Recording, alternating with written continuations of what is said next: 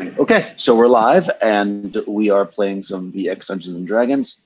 We're, I think, number 11 or something, or 12 into the Thousand Towers campaign, where the players have discovered an unknown dungeon that seems to have many artifacts. Number 12, thanks, Ronnie, from the past. But this world is kind of in the future, so some of these old artifacts might not be so old to us living in the 20th century here. Anyways, moving forward, we're actually heading. I'm going to jump right ahead. We're going to do a little straight to the dungeon because we're going to have a shorter session today. So the party is on their way to the dungeon location, which is about half a day's journey from the town of Chelmsfordshire, where they live.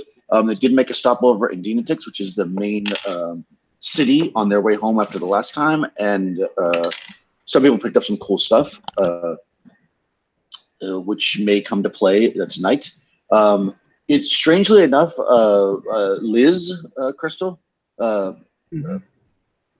when she got back to Chelmsfordshire, in the house, under her like blankets on her bed, was a note scrawled in terrible handwriting.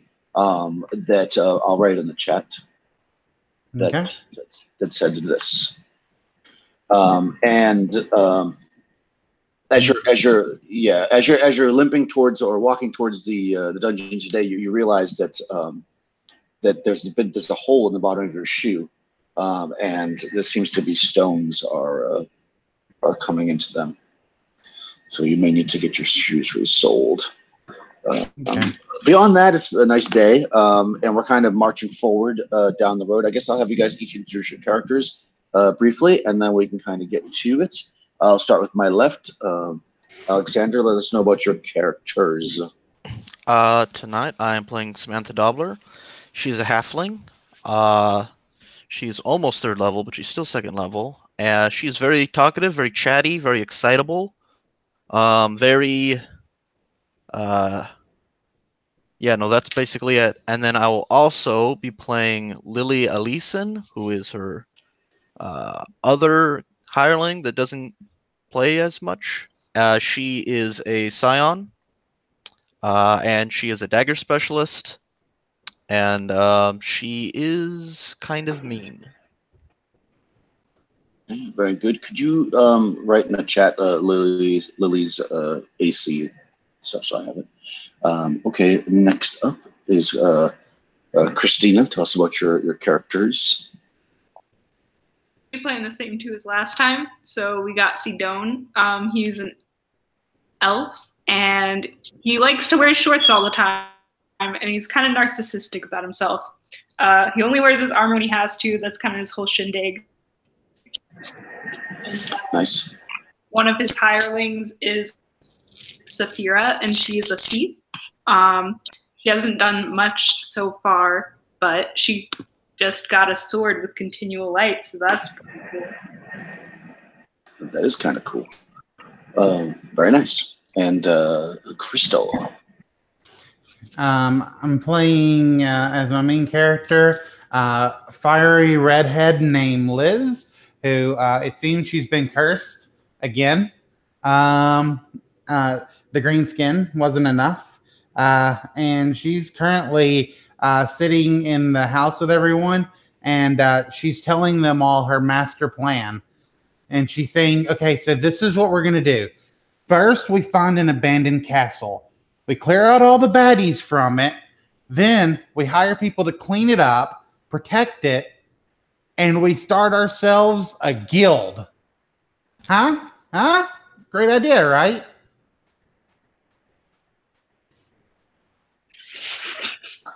How about your other character? Maybe your other character agrees with you. And sitting with her is this effeminate-looking redheaded dwarf who Liz was actually telling this plan to last night in her drunken haze, when she was like, and I know how we're gonna pay for it too, because we know where there's a dragon. And so this dwarf was like, "Oh, this person knows where there's a dragon. Maybe I'll join up with her, and and get some of that loot." Okay, that's right. There's another new hireling, a dwarf. Can you also give me the armor class and stuff, please? Oh yeah, sorry. I don't have. Go ahead and put that in. Yeah, and her name is Brothad. Perfect. I'll add her to your list of henchmen. And next up in line here is Rush. So I will be continuing on with 1 second, please. I'll be continuing on with Donald, who has come to be known as Donald the Strange, who is a sort of a peasantish looking man, but has the ability to blast things with his brain. And he started on as a hireling for the party cleric, and as her protector, who unfortunately met a rather horrible demise. Still feeling bad about that one, but I guess he's trying to redeem himself.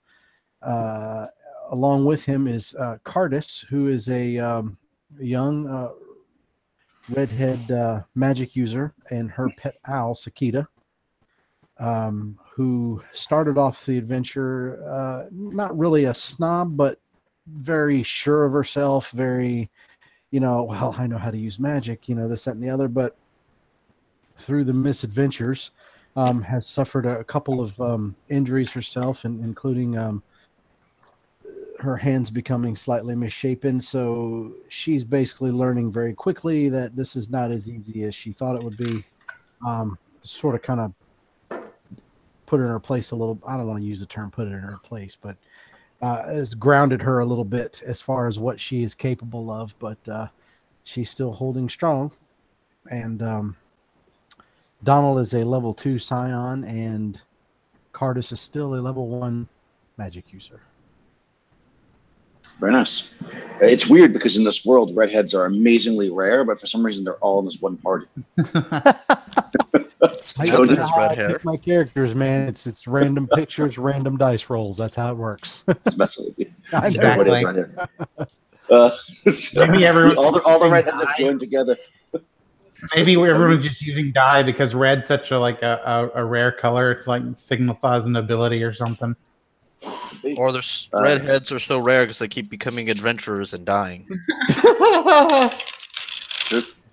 All right, Tony, with the non-redheads in the party. Yep, standing out in the middle of the street this morning is a dark brown-headed human male that stands about 6'3" and seems to be almost as wide as that. As he's sitting there holding this long sword out, and he's sharpening, and he's looking down at it. And people walking by on the street are just looking at him very strange as they walk by. He's not saying a word to anybody.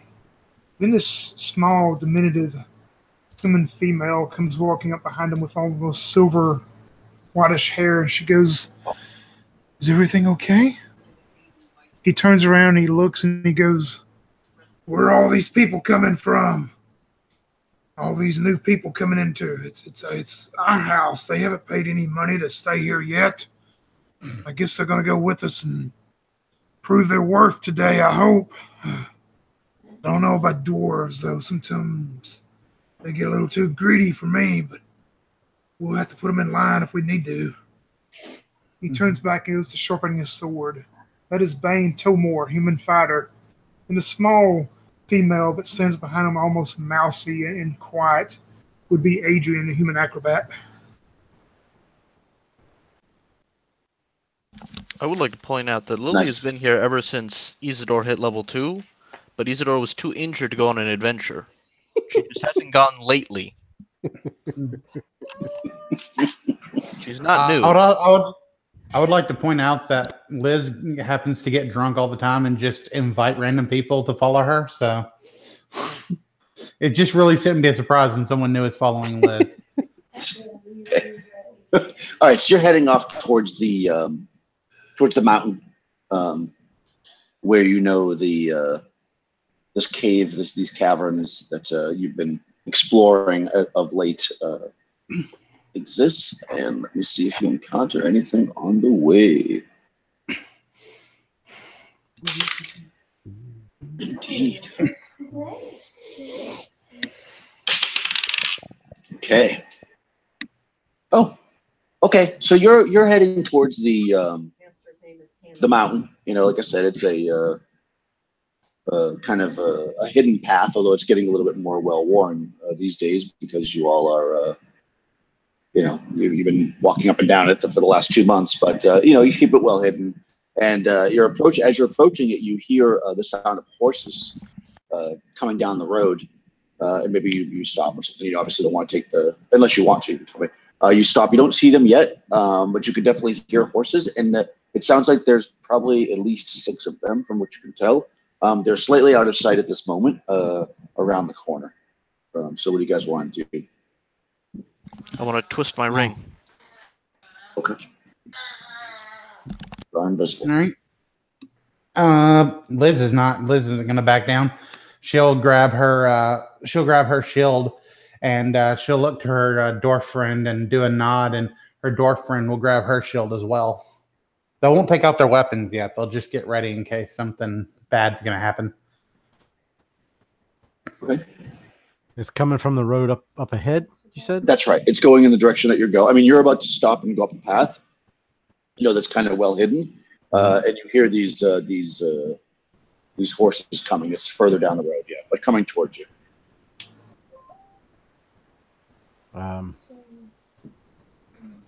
So Donald would look over at Bane and say, "What do you think? Should we just wait and give them a berth to pass, or?" Nah, this road is much mine as it is theirs. Keep walking. And you can tell Bane seems to be a little bit more agitated this morning than usual, but you see him keep walking, but he turns and looks at Adrian and kind of like a child, he shoos her off the road. So Adrian's going to go like hide on the edge of the road off in the bushes or something. But you see Bane just keep walking and Lily says, Donald, step off the road. You're not as stick-headed as Bane. Your skull will get crushed when the horse steps on you.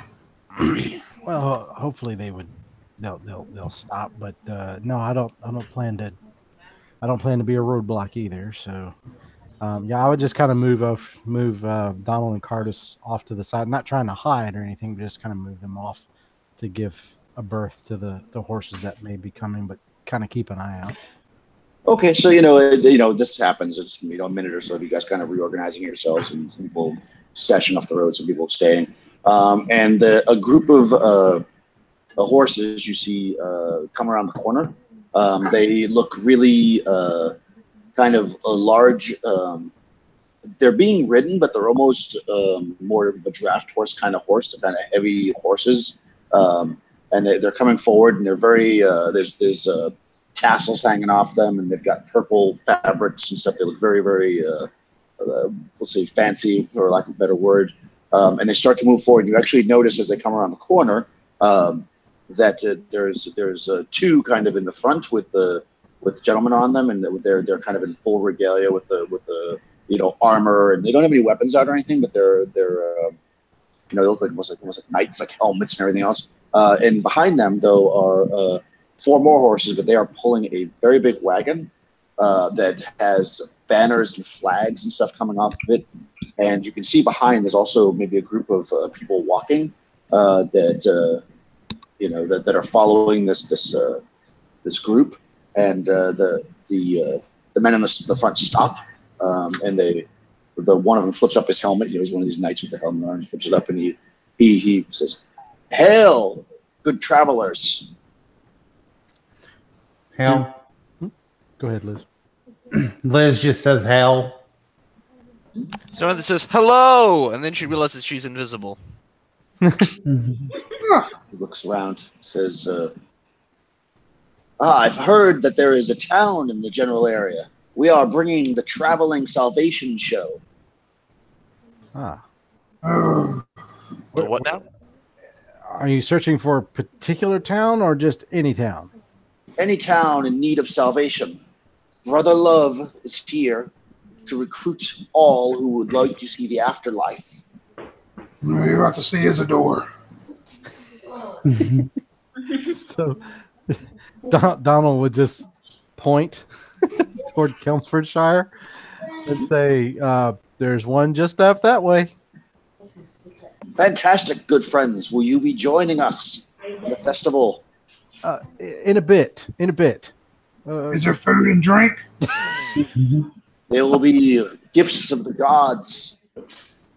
Yes. In other words, no, there's not going to be any of that, Bane. No, Not unless you pay for it. He said yes.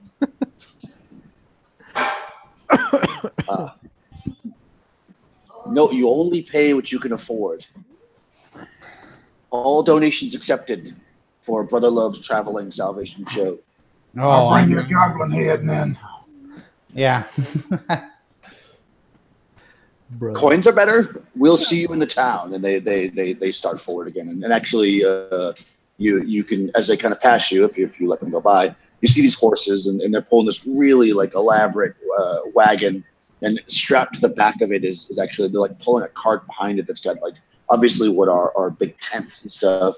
And there's like a group of what could best be described as pilgrims, maybe about 30 of them or so, kind of following behind. And they all wave to you, and they're pretty meagerly dressed as the pilgrims, but everybody involved in the horses and the cart and stuff is really over the top and very very fancy. So.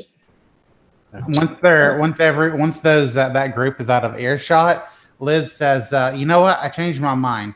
We're gonna find a castle, clear it of baddies, have it cleaned up, and turn it into a temple. That's where the real money is."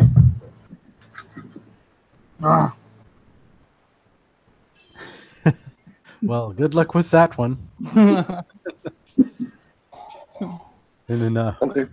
start off back down the road some more. Okay, cool. Yeah, so I'm just going to twist a ring back. okay, so you pop back into view. So you travel up a little bit further to where the path is. Maybe wait a few minutes to listen to make sure that they're clearly out of sight. And you can still hear them a little bit, but they're definitely heading away from you. And you head up the side of the mountain towards the entrance to the caverns for which you've been exploring. This takes again about half a day, so it's kind of mid-afternoon when you reach the plateau that's at the end of this path, and it's kind of as you remember, it's a bit of a flat area with a big cave mouth opening to the kind of northwest. It's relatively dark looking into it, and this area is kind of like cut away with cliffs going down. So maybe we should send hide and seek up there to make sure that bear ain't in there. Oh, yeah. Go for it. Hide and seek. I thought my name was Hide and Crash. No, I ain't talking about you. I'm talking about that. We got a thief in this party. He's not with us today. Oh, no, Saphira's a thief. No. Oh, is it? Okay. Yeah. I thought he meant Marcus. Yeah. I said hide and seek. Oh, that's the best. So what do you guys want to do? You basically got a dark cave to the northwest, which you have explored before, and as noted, there was a bear in there at one point. Come out of the shadows. Yeah, well, I want to send someone ahead and make sure the coast. What did we clear. lose, Christina? Is she still here? Yeah, I'm here. Saphira says, I'll go ahead, but as long as you guys can promise that I'm not going to get eaten by a plant again. Wait a minute. Again? Well, I mean, That's really up to you. Donald's actual response. Again? Samantha replies with, "Don't worry, we time traveled, so that never happened."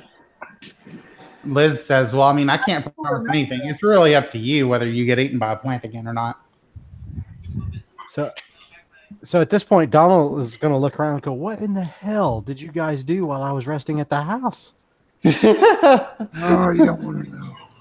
Yeah, And you will get a really excited, chattering explanation. So while that's going on, do you guys want to explore forward? Like, what's the plan here? Yeah. Okay. Well, not Donald, because you're. If you're trusting that there are no man-eating plants, so go on ahead. Okay, sure. So you can move forward. The about 30 feet or so, or about 20 feet really, before the cavern turns to what would be the northeast. You'll get a little bit of light in here, but because of its direction, it's starting to get pretty dim.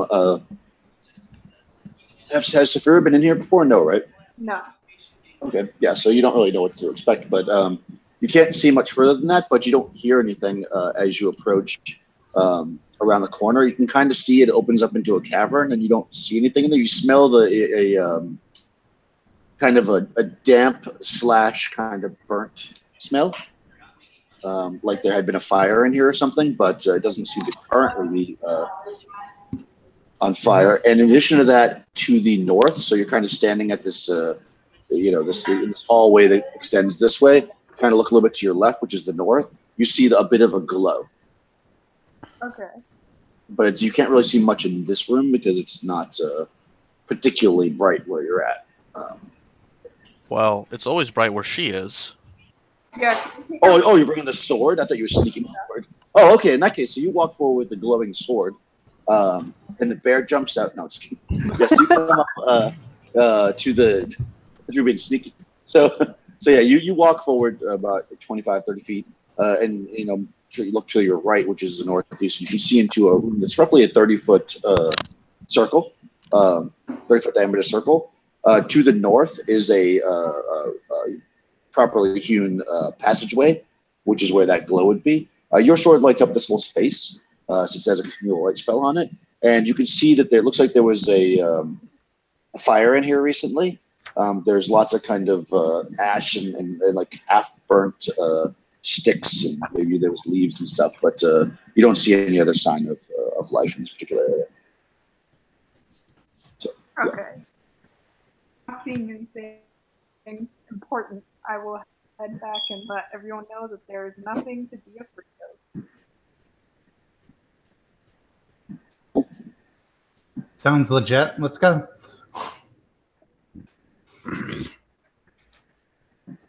Okay, sure. So you guys move forward into the, following that path into that rounded room, and then you head north to bring you into the starting kind of chamber of the dungeon proper. It's I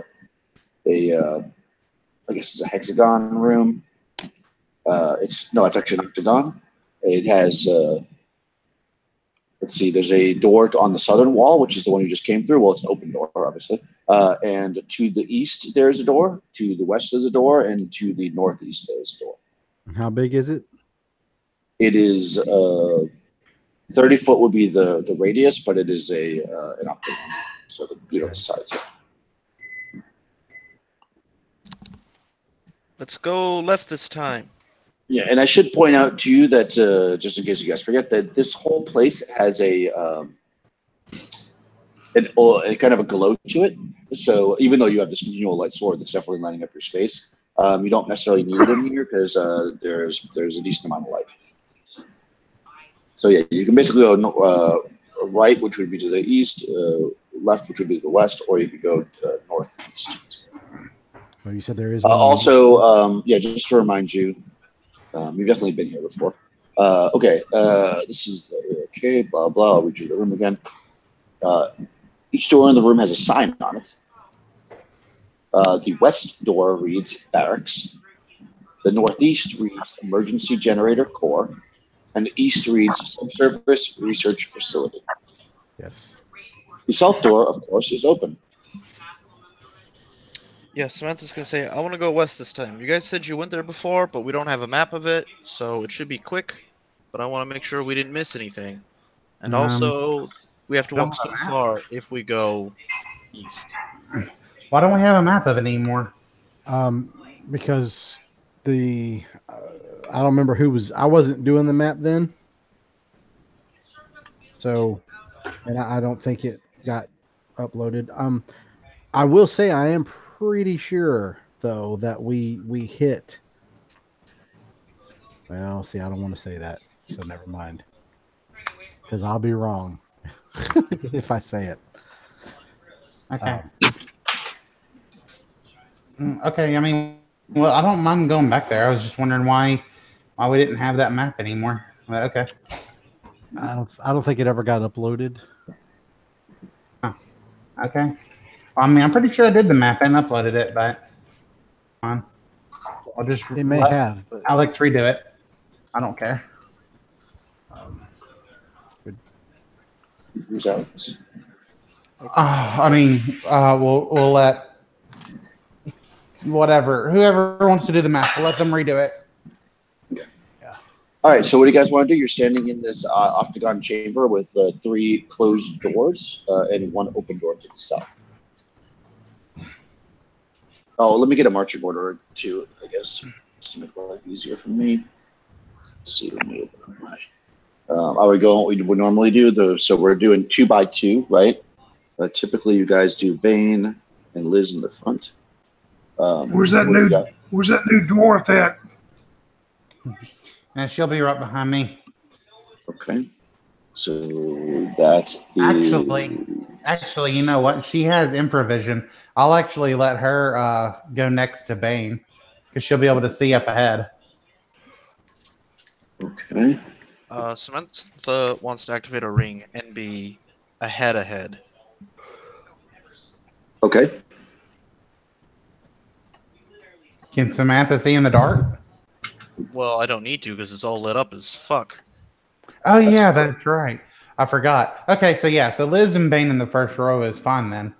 And then and the dwarf behind me. I'm sorry. I forgot about that. Okay. So Bane, Liz, Brothred, is it Brothred? Is how you say it? That's how I'm saying it. Brothred. Yeah, Brothred. Yeah. Okay, Brothred. Samantha's kind of scouting. Okay, so who's next to Brothred? Donald will go in. Yeah. Joan and Saphira can pick up the back. Yeah, with Cardis.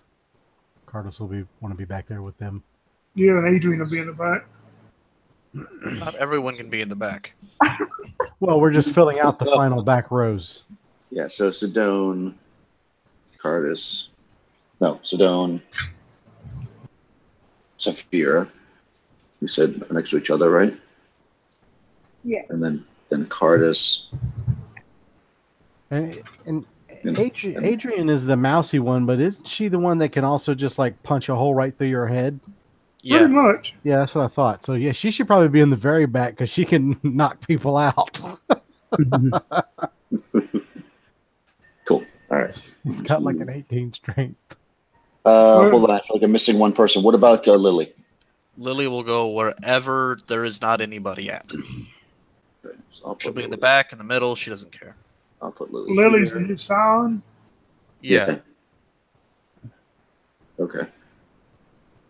All right. So we're Bane, Liz, Donnell, Brothard, Stone, Saphira, Cardis, Lily, Adrian, all the ways in the back, and then Samantha's all the ways in the front. So you've got a single row basically in the very front because that's Samantha, and then a single row all the ways in the back, which would be Adrian. Okay. Everybody's happy with that. We'll move forward. Okay. So you guys. I guess Samantha is in the lead. So you walk up to this door on the western wall, and as soon as you get close to it, it slides open, like that. And you see in front of you a hallway that goes about 20 feet, and then it looks like it opens up into a room. Okay, I have a quick question. It opens up even though I'm invisible, right? That is correct. Oh man,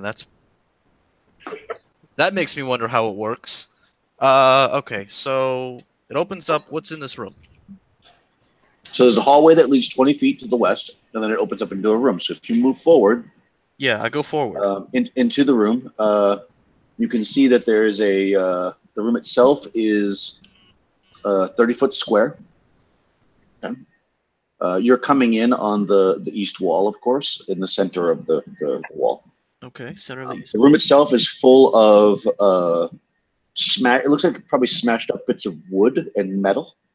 Okay. There is some blood on the ground. Looks like there was probably a combat here at some point. There's lots of scratches and those kind of things. A couple of broken weapons, I think, from last time you guys were here. You will note, if you guys remember, that you had taken out some of the metal men here. They are not there. None of the metal men are there, but you do see a couple of broken weapons, and you see some wood and such on the ground. Beyond the entrance that you came in, there's 3 doors in the room. One is in the center of the north wall, obviously going north, and then there are 2 doors going south. One is in the western square of the room, and one is in the eastern square. Being that it's 30 foot.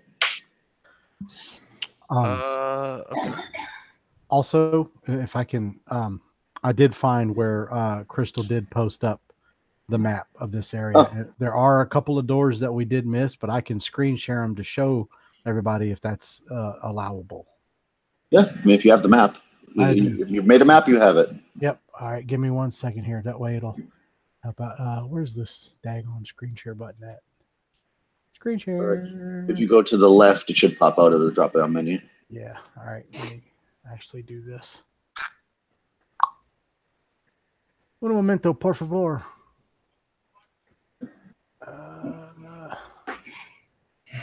There we go. I'm going to screen share this one. All right. Can y'all see that? You can actually press present if you want, Rush. You should be able to present, then it'll automatically be on everybody. Looking for that button. Should be in the top. Should be the very top when you're doing it. I mean, if not, everybody can just click on. If you guys just click on Rush, it'll become your main screen. Yeah. I can't see it because I don't have video on, so you can all just tell me how pretty my artwork is. Well, It's really nice. Actually, is pretty good. But right here is where we come in, and so this big room in here, we did not go through this door. No, we the mouse where your mouse just was. That's where we came in. That's what I said. This right here is where we came in. No. We came in the room I'm sorry. You're right, barracks. Boop. Here we go. Yeah. There's this, but I think in here there was a way to get down to, because I remember there was 2 levels. So there's also this.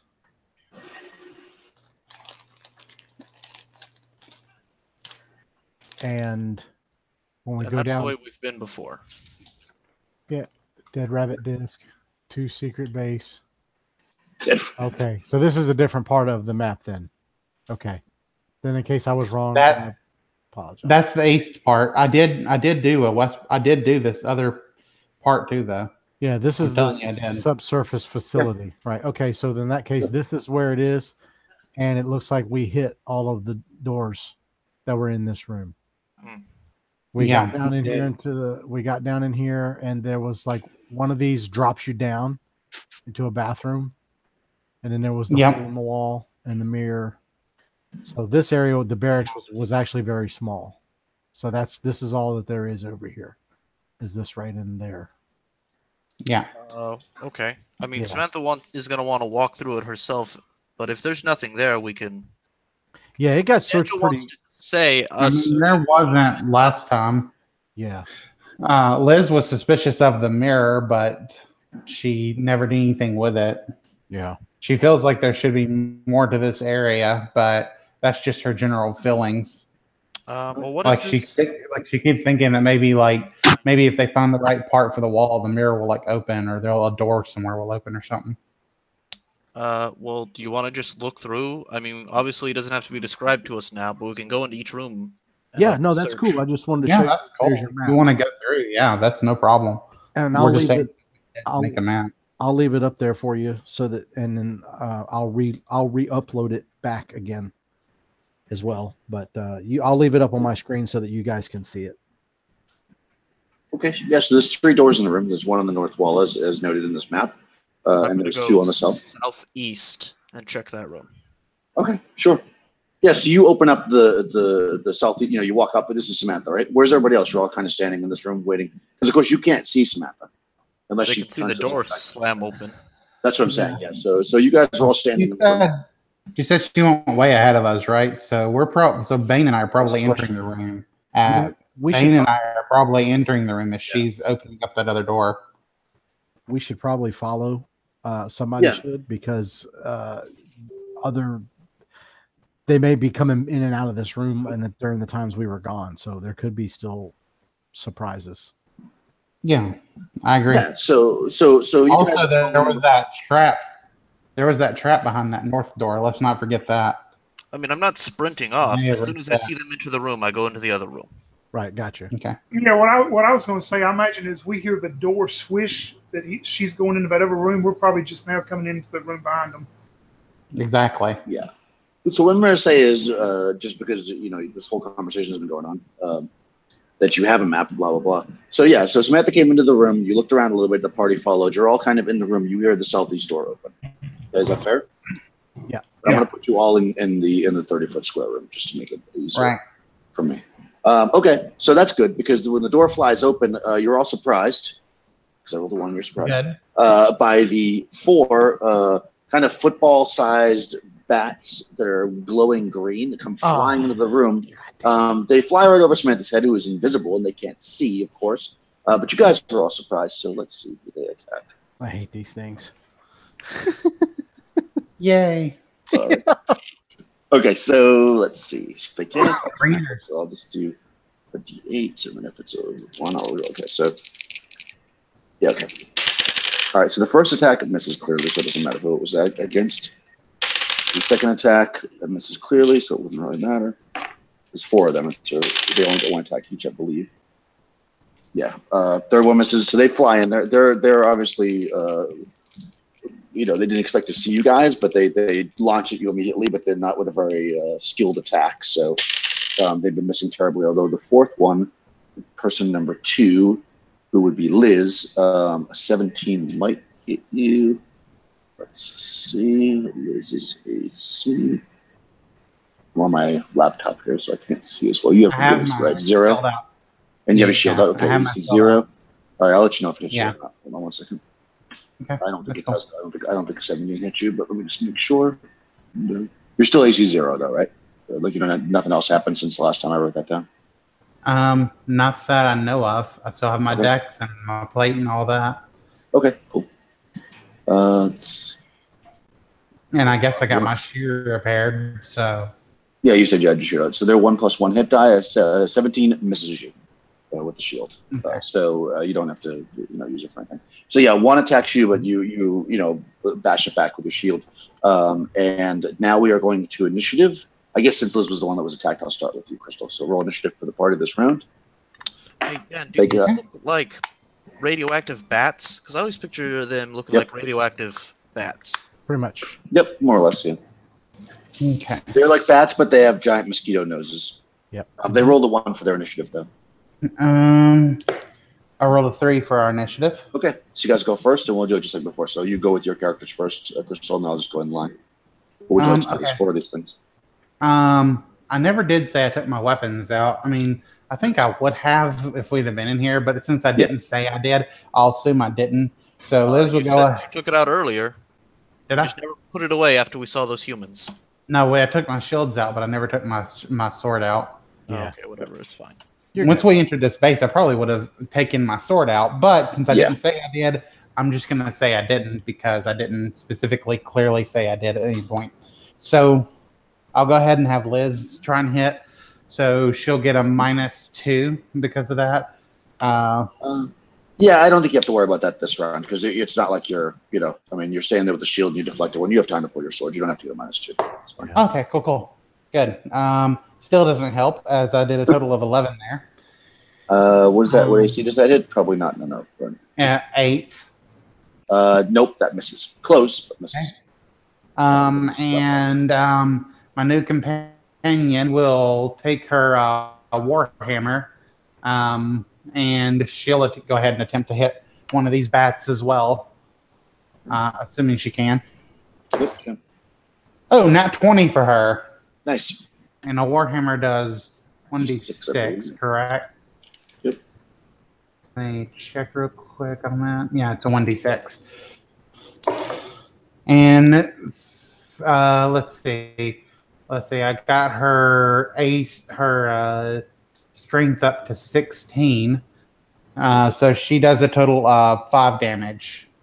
Nice. You smash this thing really hard, and green goop splatters all over the place, but it doesn't hit you though. It seems like it lands on the ground. It's still alive though.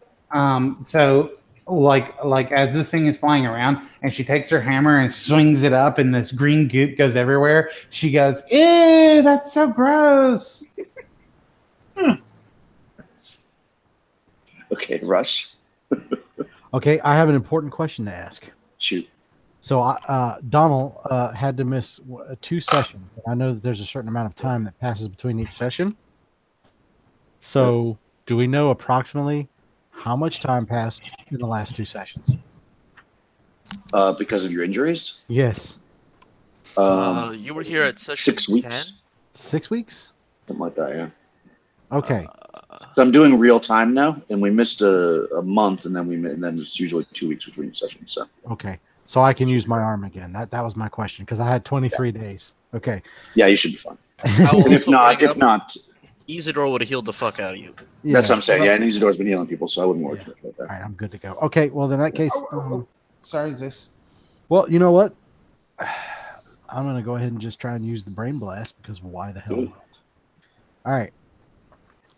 So Donald's going to put 2 fingers up to his temple. And what's the bad roll? A 1 or 6? A 1 makes it so it goes off, but you can't use it again. I lose it. And then Okay. if you roll over your number, then it just doesn't work at Nothing all. happens. All right.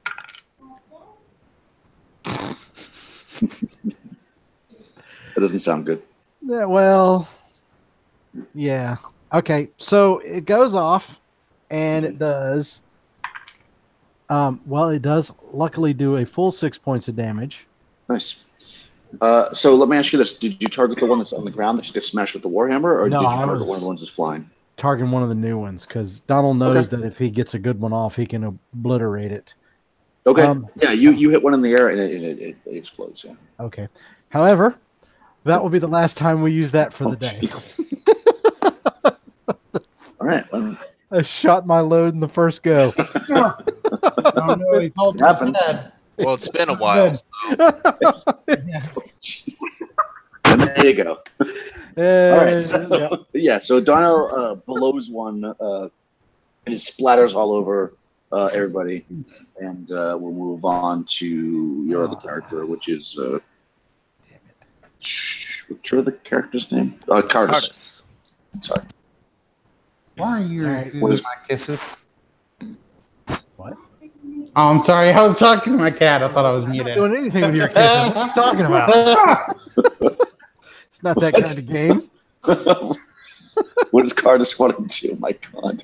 She's gonna swat at one with her staff Okay. because somebody's got to have a power left over by the time this encounter's done. Here we go. She swings and rolls. Holy crap! Would you believe I rolled another one? A 1 on a d6 and a 1 on a 20. I am That is that. on fire.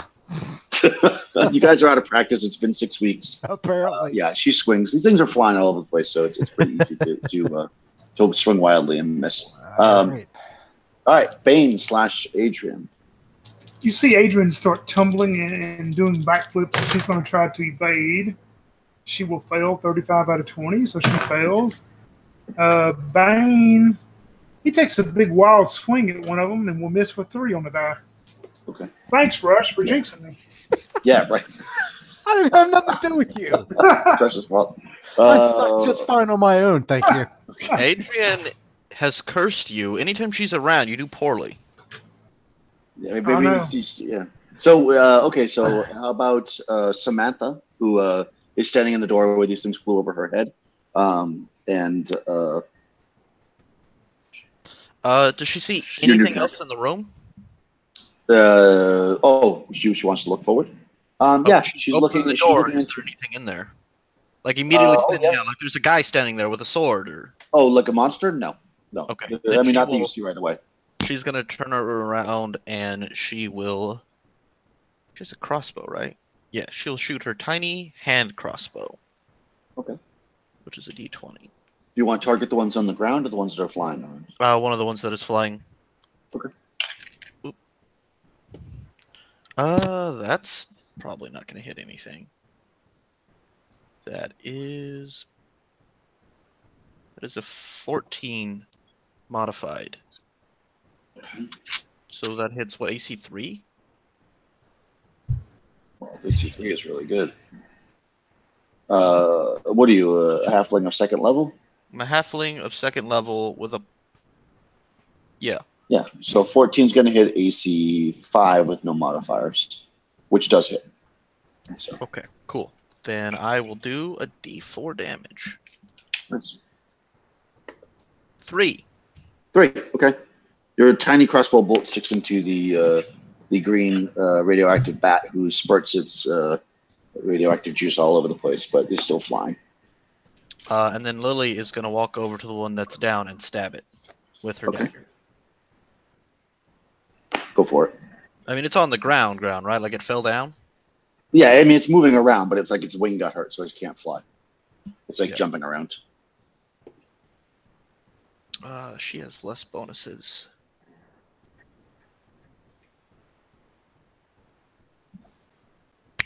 That is a total of, I think, only 12.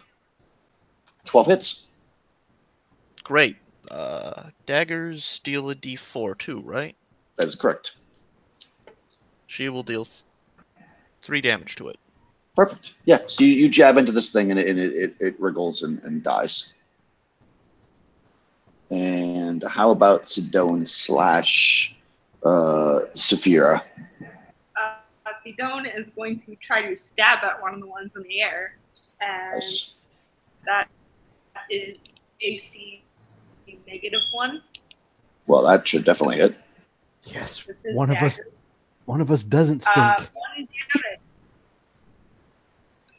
I'm sorry, I missed your damage. What is it? A D4? 1 damage. Just 1. 1 point of damage. One. Okay. Okay.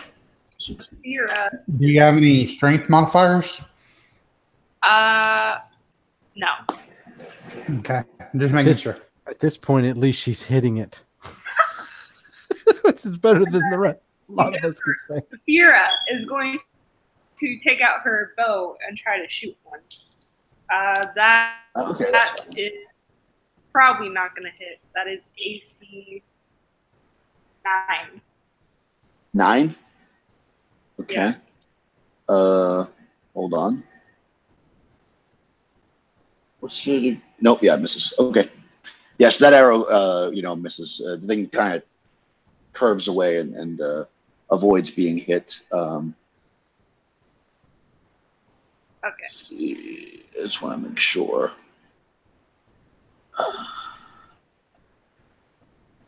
Okay, cool. So there's 2 left, and it's now their turn because you guys went first. And let's see who they're going to kind of attack. I guess Smith is visible now, so they could attack anybody at this point. They're flying around randomly as I'm getting phone calls. No. Okay, there we go. 16 on the die. Person number 3, which would be 1, 2, 3. That would be Sidone. Your AC. I assume you have your armor on now. You're not walking around in your shorts because you're inside the dungeon. So Sidone's AC is 3. That might hit actually.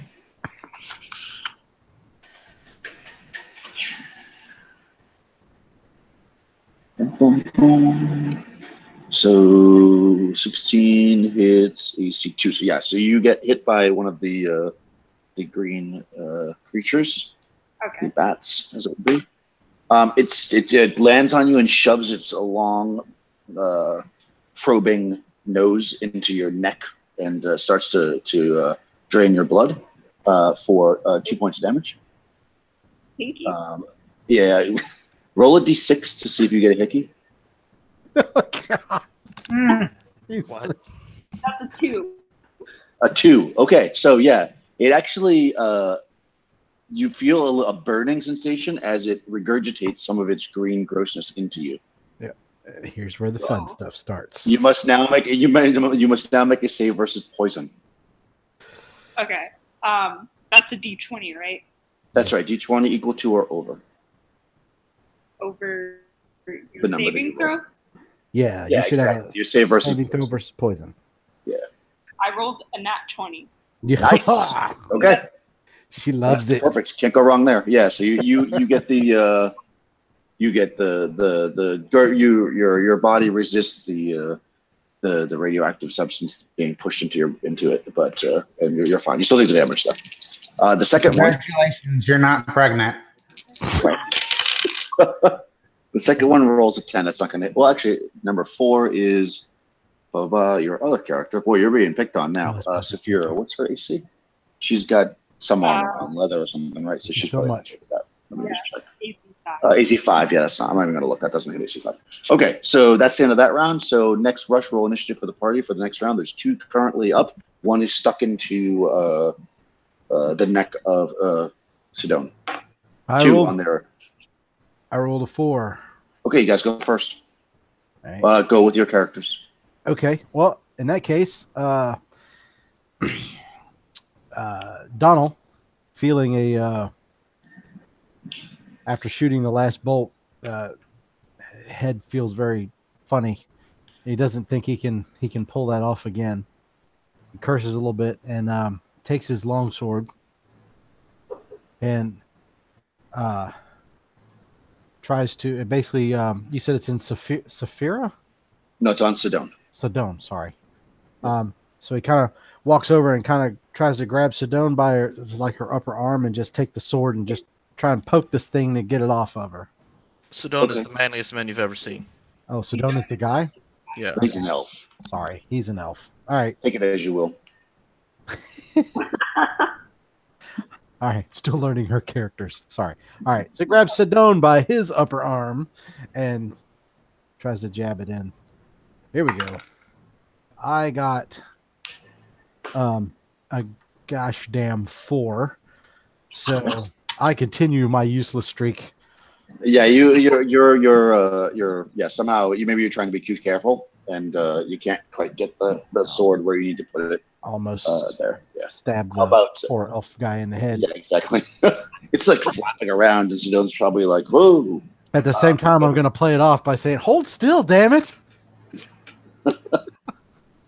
Okay. And how about Curtis? Oh, Curtis. Curtis will do the same thing. She's going to try to swat at it with her staff. Okay. And she rolls a 16, so she might actually hit it. Oh, yeah. That's probably going to hit. It's only AC7, so you guys should be hitting it. Yeah, she's a magic user. Yeah, well, everybody's the same until 3rd level. Oh, yeah, you're right. Okay. So it should be. I think you only need a 12. Let me just check. Yeah, you only need a 12 to hit. And a staff is a D6, right? D4, actually. Yep. These quarterstaffs, D6. D6. Okay. No, it's D4. Well, okay. Let's roll that again. D4 first staff and BX. All right. Why I do not know, but it is. A 3. 3. Nice. It's it squeals out. You think possibly by hitting it so hard, maybe some of the stuff might have shot back into Sidone's neck, but it's still alive. Barely. Yeah. It stays connected. How about a Bane / Adrian? Adrian will try her tumbling evasion. She'll fail again. Bane, oh my gosh. Rush, it's all your fault. And that one. Oh, since you didn't say it, that means he drops his sword. That's right. If you roll in the lowest number on anything, you drop your sword. Since you didn't say that you were attacking the one on Sidone, I won't mean and say that you hit Sidone. Okay, plus you drop it anyways because of your curse. So how about Samantha / Lily? Samantha's going to shoot at one in the air again, and she hits -3 for 1 damage. Okay. Still up, but it's... -1 for 3 damage. Oh, okay. It's still up, but barely. Actually, it lands, but it's not dead. And then Lily is going to try and throw a dagger at the one on Sidone. You got to throw the dagger. Okay, it's going to be -4, and if you miss because of the -4, you're going to hit either Sedone or one of Rush's 2 characters who are standing there. In any of that's fine. But she with a -4, she's gonna hit. Why can't I do math? AC 5. Okay, with the -4. Okay, then you hit.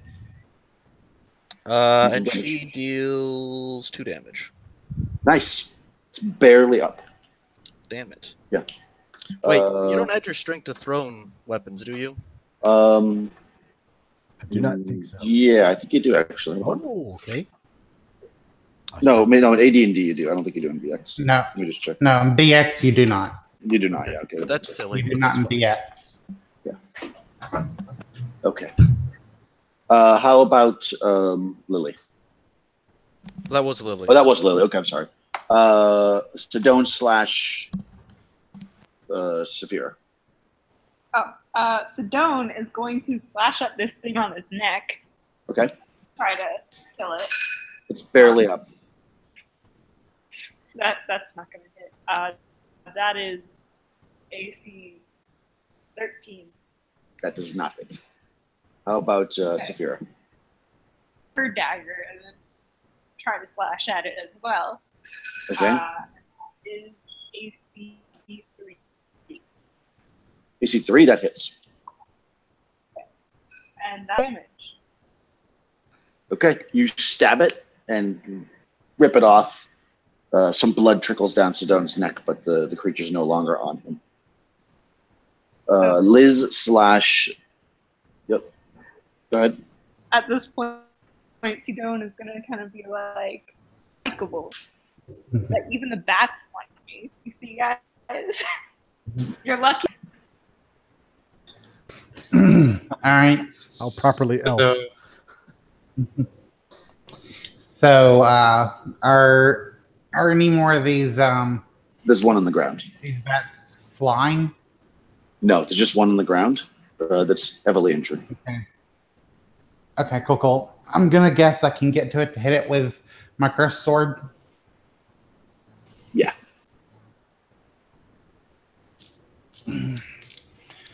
So this is gonna go do that. That's a 17, so like a hits armor class 2. Yeah. For sure. Let's see, and then 1d8 plus 1 because I got a +2 strength. So I do a total of 5 damage to it.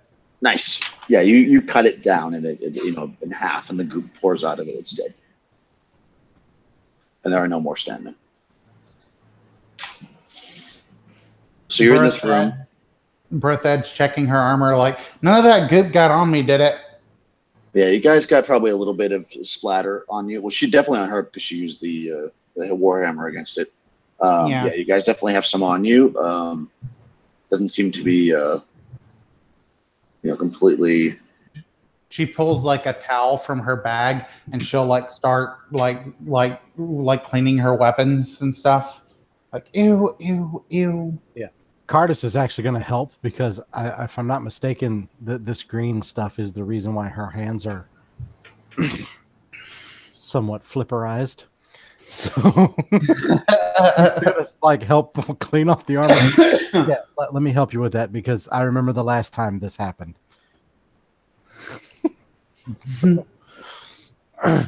Well, that was a good idea, Crash. You go in there invisible. At least they didn't fly right into your face. Great. Well, let's go. I want to search. Yeah, but you That's should have just stayed invisible rather than shooting with that crossbow earlier. What? I can be invisible here again in a minute. Yeah, but that's a whole minute you can't be invisible. And as long as you can't be invisible, you're not necessarily death-proof. Not saying you are if you are invisible, but you get my point. Always be Batman. Yes, exactly. Well, then they might have killed you all. My one shot could have been the difference. You never know between something dying and not dying. I want to search this room. If you want to die for me, Which go room are ahead. we I in? mean, I'm not going to stop you. Yeah, let's go look in this room. What's in here? Okay. Yeah. So you guys look down to you stepped away from the door, but it closed again. So when you step back up, it opens, and you're looking down into a. Describe the room. That's here for. So let's see. Room is it's basically 20-foot wide by 30-foot deep. So looking down, it's 20-foot east-west, 30-foot north-south. Except the very first northern square is only 10 feet wide where the door is. So it's kind of like a funny shape.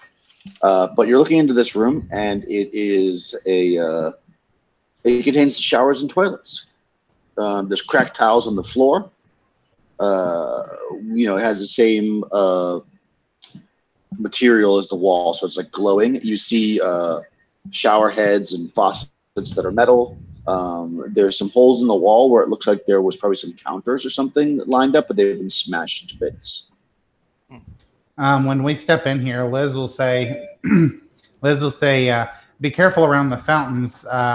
Last time Thief and I were in here, we got some weird gel on us that like damaged our weapons and stuff. So best not go too close. And then also in the room on the west wall, in the most southern square, there is a door. Oh, a door. Yep. Wouldn't have expected there to be 2 doors to a bathroom. Okay. I mean, I want to look around. Like, there's pipes that go into the room, right? Yeah, you've got basically what are shower and faucets, where there's faucets in the wall, that look like there may have been like some sinks and stuff, but the sinks have long since been smashed. There are some shower, heads coming out of the wall that are metal. You can see holes in the wall where it looks like they had the counters and stuff mounted originally. And you see also some toilets that are porcelain. I mean, I'm going to search, but I have no idea what I'd be looking for or where I'd be looking. I'm going to specifically, anytime we get near a pipe, make sure that it sounds like slime comes out of them. So if I like to turn on something, I'm going to, make sure I stay away from it so the water can't hit me. So you want to turn something on? No, I'm just saying if my character does that. Right now, I said I want to look at the pipes that are in the wall where there used to be sinks. Okay. Yeah, you see pipes that look like drain pipes, basically. Yeah, I'm gonna look around. If I don't find nothing, then Yeah, I mean they look like drain pipes. They seem to be empty at this point.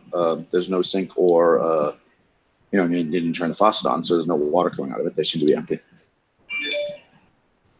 oh, the sink faucets are still attached? Yep. Oh, Into the I wall. thought the whole thing was taken out. It's just the porcelain part where the water would go into normally is missing. Yeah. Oh.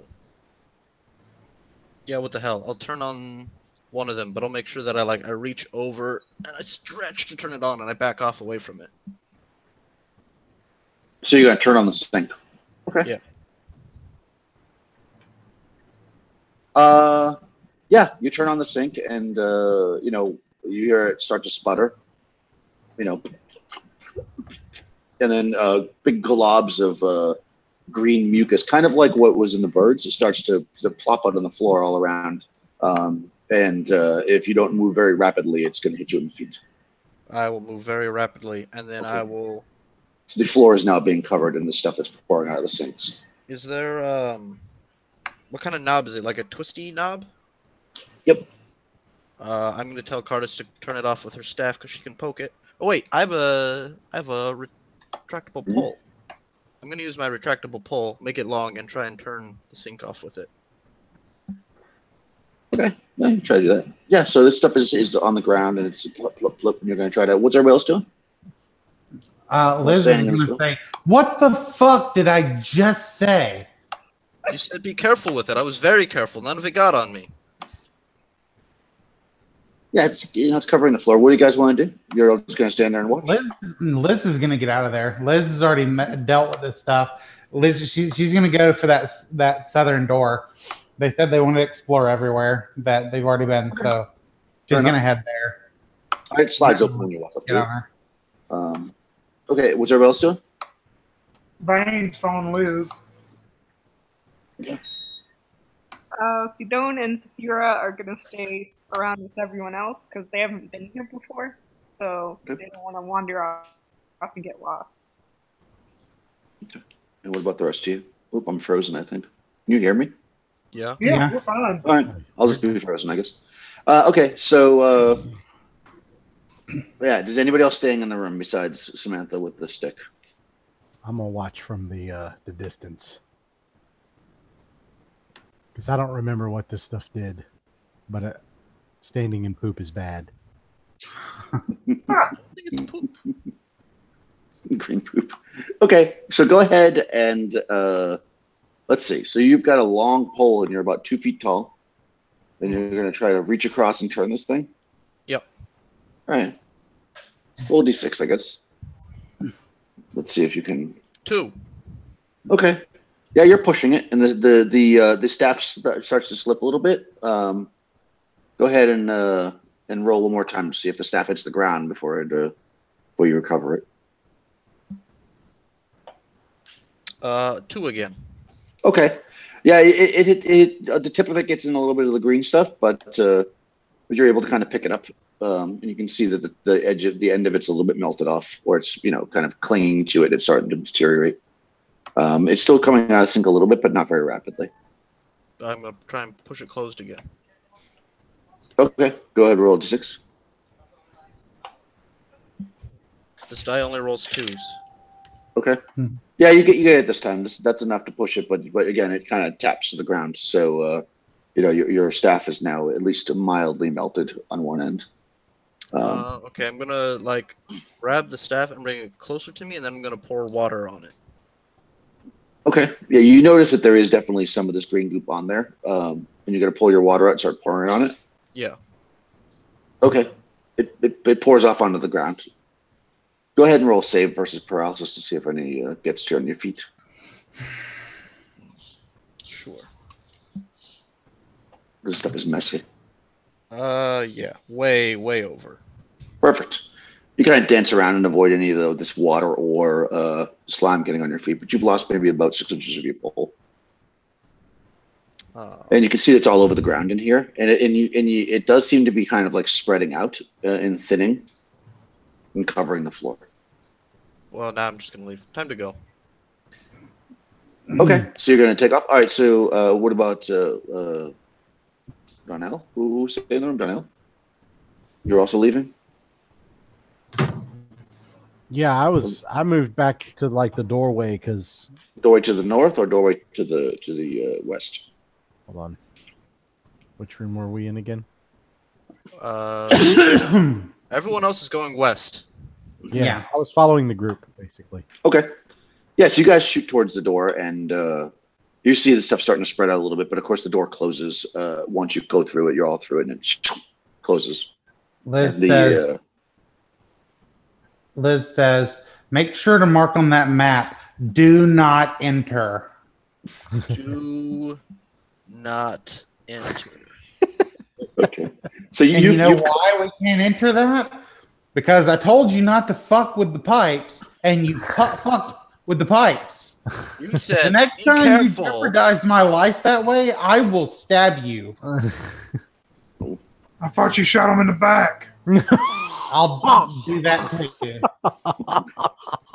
Okay, so you're all standing in a room that's about 20 foot wide, like east-west. The total length of the room is about 70 feet north-south. This door is, about 60 feet north-south. This door is about halfway, north-south on the wall. So it looks like it was probably some kind of a room that had a lot of furniture or something. Because you see lots of smashed furniture, lots of wood. You've actually have been in here before. You guys might remember. There was a whole lot, and there still are, of bones. They appear to be human/humanoid bones, kind of piled up in the southern corner.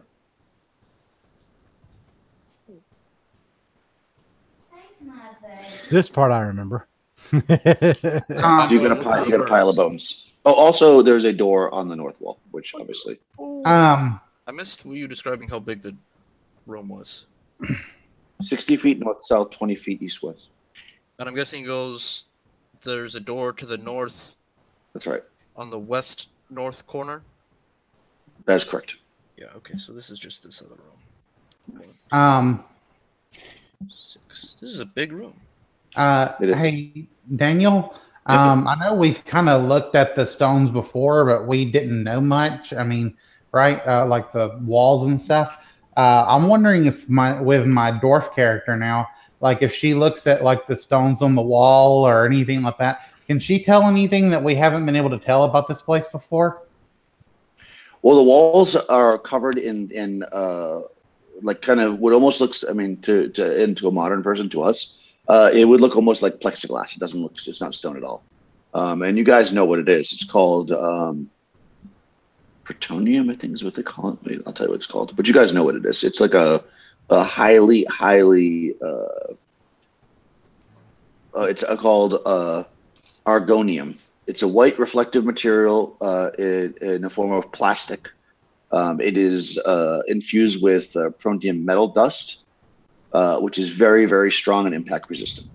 So it's like super strong. You can almost think of it like bulletproof glass, but it's not clear though. It's like a plexi, like a white plexi. So I mean, it's not used anymore. It's definitely a tool of the ancients. Nobody currently alive knows how to work it because it's so strong that they can't cut it or mold it or anything like that. So what's beyond it, you don't know because you can't cut through the walls because it's too strong. Right. I want to search the bones. Okay. Yeah, so you're going to dig through the bones? Yep. I'm going to encourage Lily to do the same. All right. You guys are searching through the bones. Actually, I'm going to encourage everyone, search through the bones. There could be something neat. Sophia is going to be kind of grossed out and not do that, but the dome doesn't mind. Well, no problem finds a loose piece of meat and eats it because they're fucking cannibals. Liz says, like, yeah, we've searched this room before. Probably didn't miss anything, but sure, yeah, you can search. Yeah, so you guys can search through the bones. Sure, go ahead and roll a d6. I've got a 1 and a 3, so if there's something Nice. fun, I might have found it. You don't Might got have. a two. Nice. Liz Anybody else? isn't gonna search, but I'm gonna go ahead and say that Brothel will. She'll Okay. search because she hasn't nothing to lose. She got a 2. Nice. Yeah, Adrian poked at the quarterstaff, but got a 3. Okay, nice. So, let's see. Okay. So we got a 1? I'm going to say Lily did. Okay, so roll a d6. 2. Okay, now roll a d100. 54. 54. Yeah, as she's kind of digging through, she does actually find what you guys missed before because it's a little bit weird. There's a bone, like it looks like a thigh bone that you're kind of moving it to the side. You notice that what would be the marrow of the bone has been replaced by silver. It appears because you see a bit of a silver, and you kind of like look at it, and when you pick the bone up, it cracks, and you can see almost like a thin, like a rod of silver that was basically the shape of the marrow. Lily will point this out and suggest that there might be more bones like this. Okay. Well, congratulations, you found a treasure. Can we go now, or like because we've seen this. We're not getting any richer standing around admiring this stuff. I'm not trying to be the bitch here. I just happen to always be the bitch here. Yeah, but we did just find something. Yeah, exactly. You found a treasure. Come on, let's go. I want to see the place, the hole in the wall. Yeah, we're gonna go there next. It was the acrobat here who wanted to see this whole stretch we've already been through. So I'm just saying. So let's go through that other door and let her verify the map. Adrian looks at you very puzzled. She doesn't have a clue what you're saying. Really? What? Okay, wasn't it Alex's character that wanted to come here and map out this entire area again?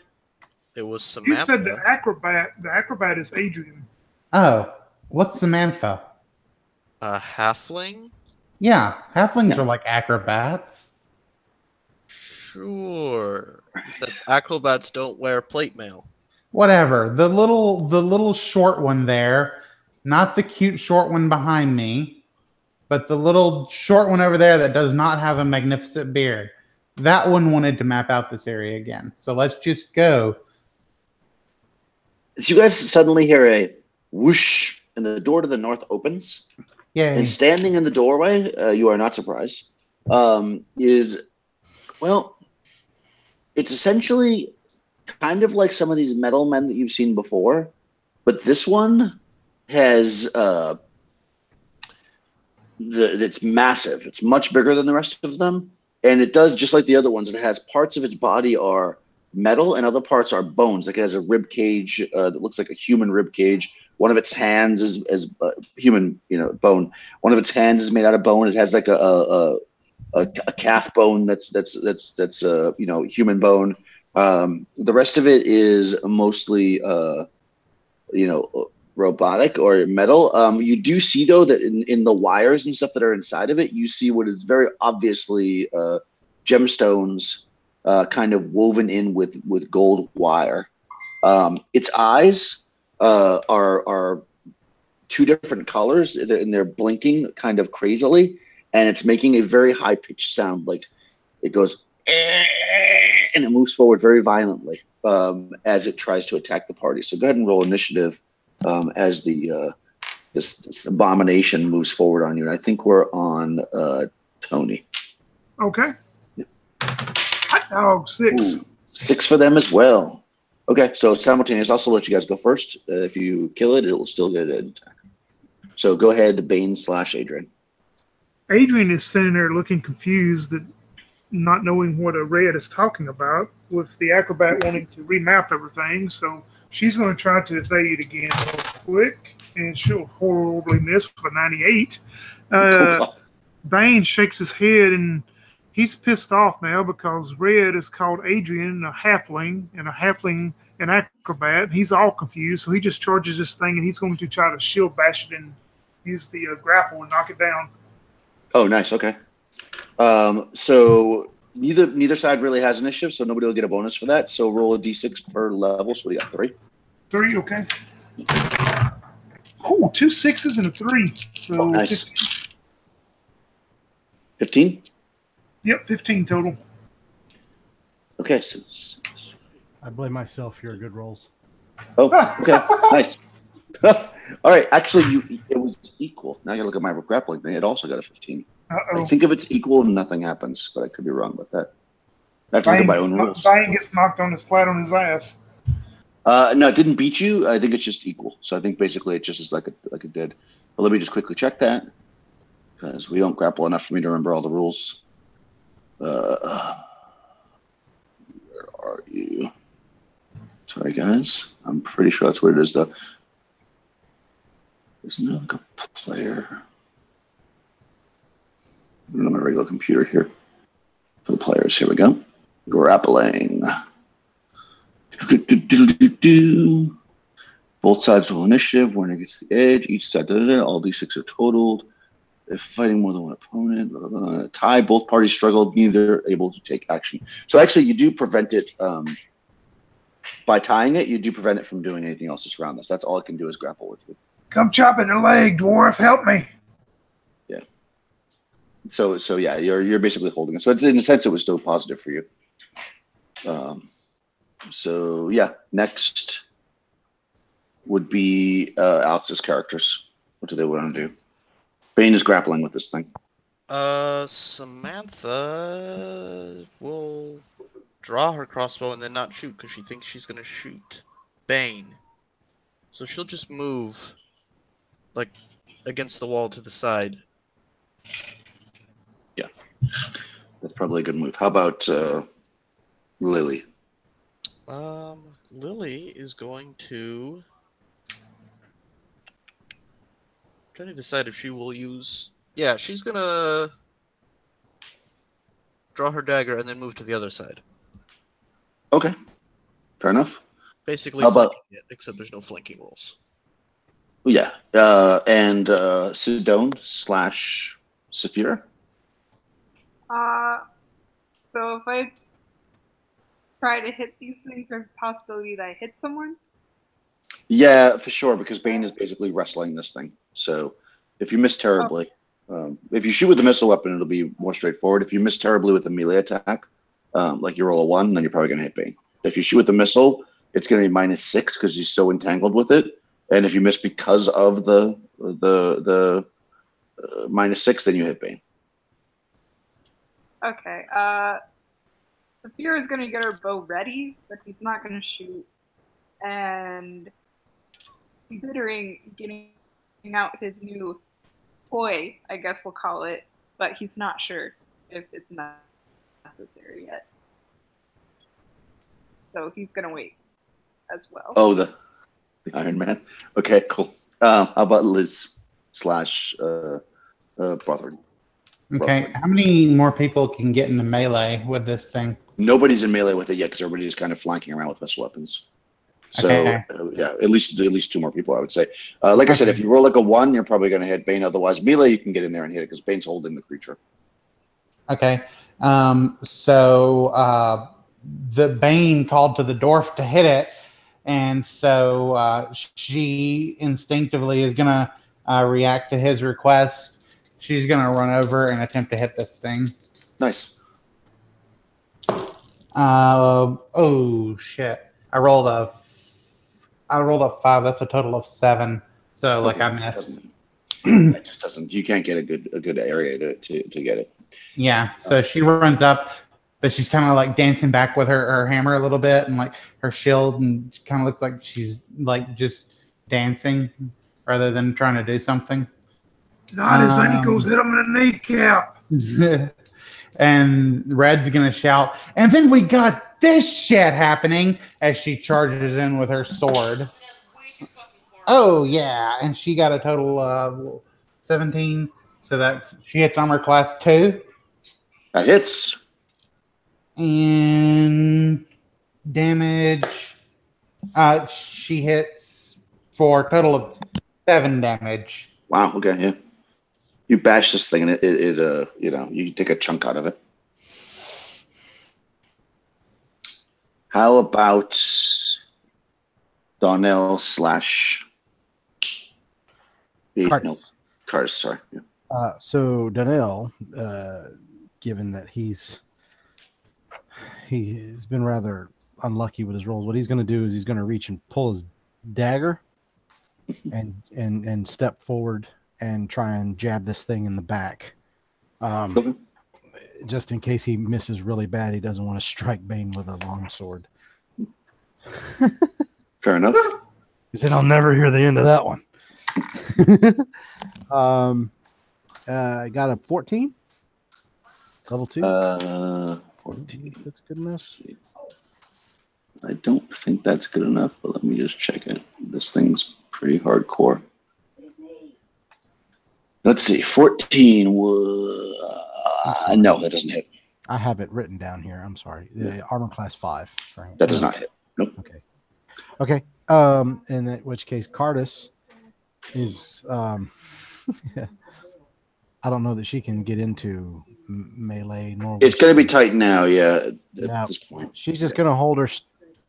What? And I'm sorry because my daughter was speaking with me. What exactly is it that Bane has? You said it was the. It's a bit of a larger metal man, partially made of bone, human bone, like you've seen before. Okay. It looks a bit crazed. It is definitely bulkier than other ones, and it seems to be infused with some gems and gold as well. Oh, so this one's special. All right. In that case, since this one is I'm guessing kind of a badass. She will attempt to use her. Damn it! There we go. Her magic missile spell.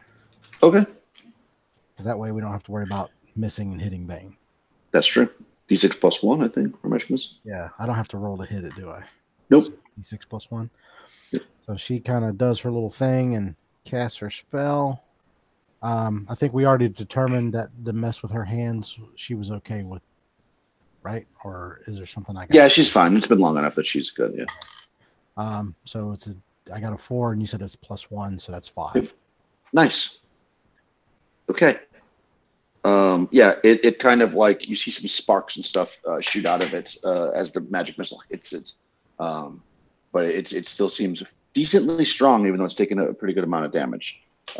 Okay, so next round initiative, Alexander. Roll for the party. 4. 5. Okay, let's go first. What do your characters want to do? Bane is still wrestling with this thing, I suppose.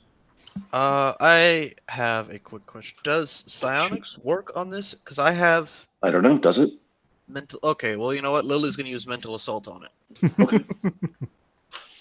Go ahead. Go for it. So I roll mean- your. Oh, you're just going to do the one? You just I make mean, it I've happen. only got one, so it just happens. But bam, mental assault. Okay.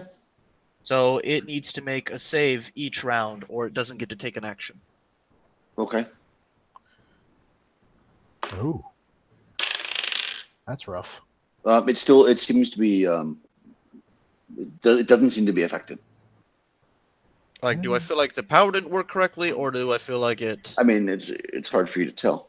Okay, would well, if it's say. hard for me to tell, then it's hard for me to tell. Well, that's what she does. Okay. Yeah, I mean, it doesn't affect it. Well, hold on. Would you? Yeah, you sense that there is a mind there, and that it is Good. resisting. So I would say you would know because it's a psionic thing. So you would know if there was no mind. If it does have a mind. It just passed the save. Okay. And then can Samantha circle around behind so she can like shoot it? Not really, because what's happening currently is Bane is wrestling with it and it's moving around, and Okay.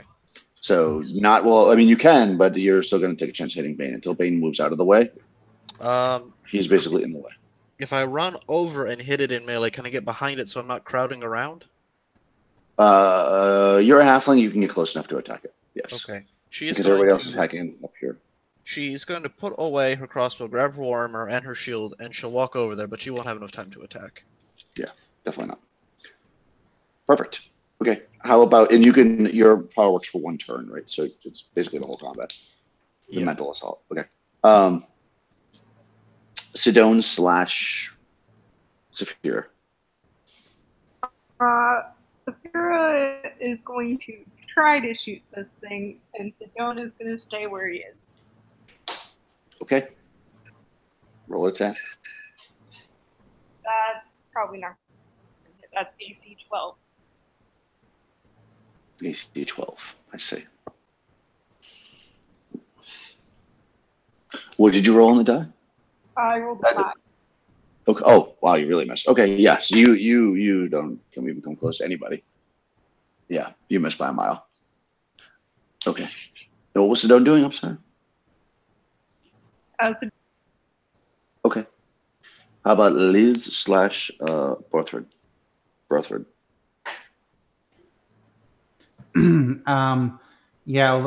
Liz is going to attempt to hack at it with her longsword, her cursed longsword. Yeah, she doesn't hit it. It's like a total of 7. And then Berthad will attempt to hit it with her warhammer, and she will not hit either. Like a Okay. total of 4 or 5. Bane / Adrian. Yeah, Adrian's just staying back watching all of this, and Bane's still struggling with it. He wants to get it on the ground because he's thinking if we get it on the ground, it'd be easier to take out. So I guess Okay, still so you want to keep grappling. wrestling? Yep. Okay. 3d6, right? Yep, 36 for you. Oh my gosh, 2 6s and a 5 this time. So 12, 17. Okay, unfortunately, it has 4 d6s, and I rolled a 1, and then 3 6s, which is 19.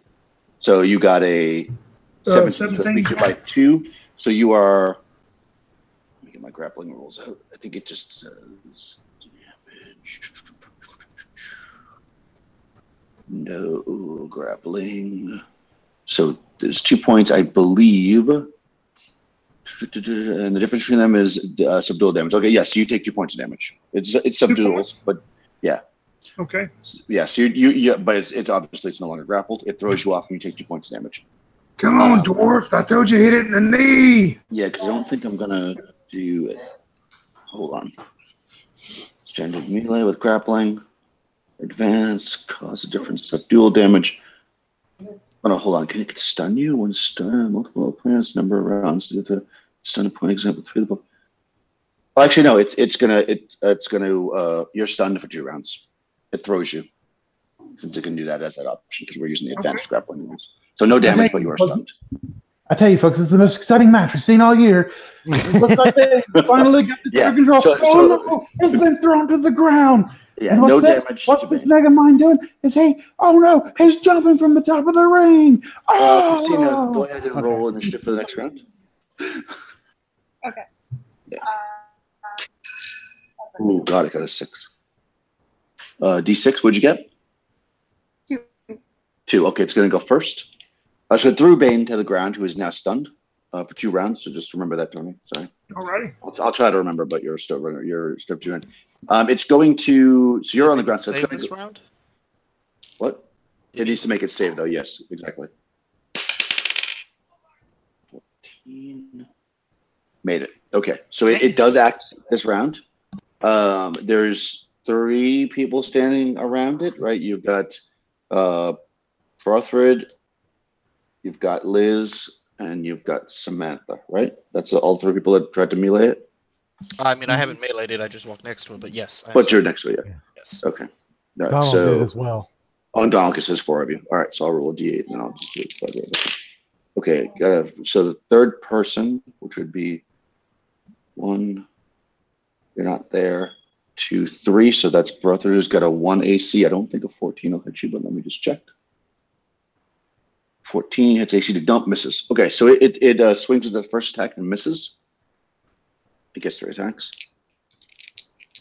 Second attack is also against Brother, but misses. Third attack is. Police called on us here. Shit, I'm sorry. What? Third attack is against Liz, and that's a 20, so that definitely hits. Its damage is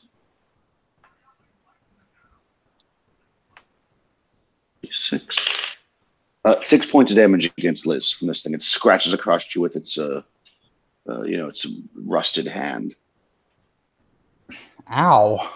Yeah. Let me guess. Constitution check or something? No, you just take damage.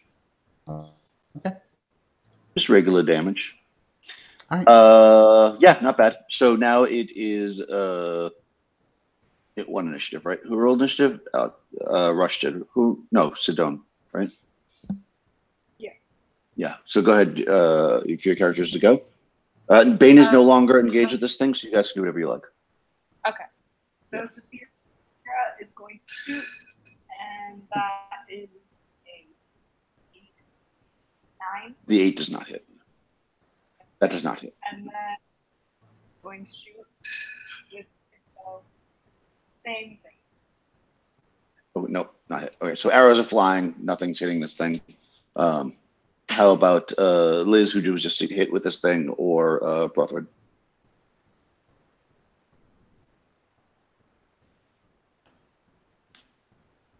Sorry, I have my thing in the wrong place. It's still up and no one's around it, right? Okay. I mean, you're all meleeing it, but you can get around it, yeah. Yeah. Okay, so no penalties or anything this time. Well, there hasn't really been for me anyway. Yeah, not from melee for sure. Okay. Fuck. Liz is gonna miss again. And Brothed. Brothed's gonna miss again. God damn. Okay. I'm gonna have to change dice. Rush your characters.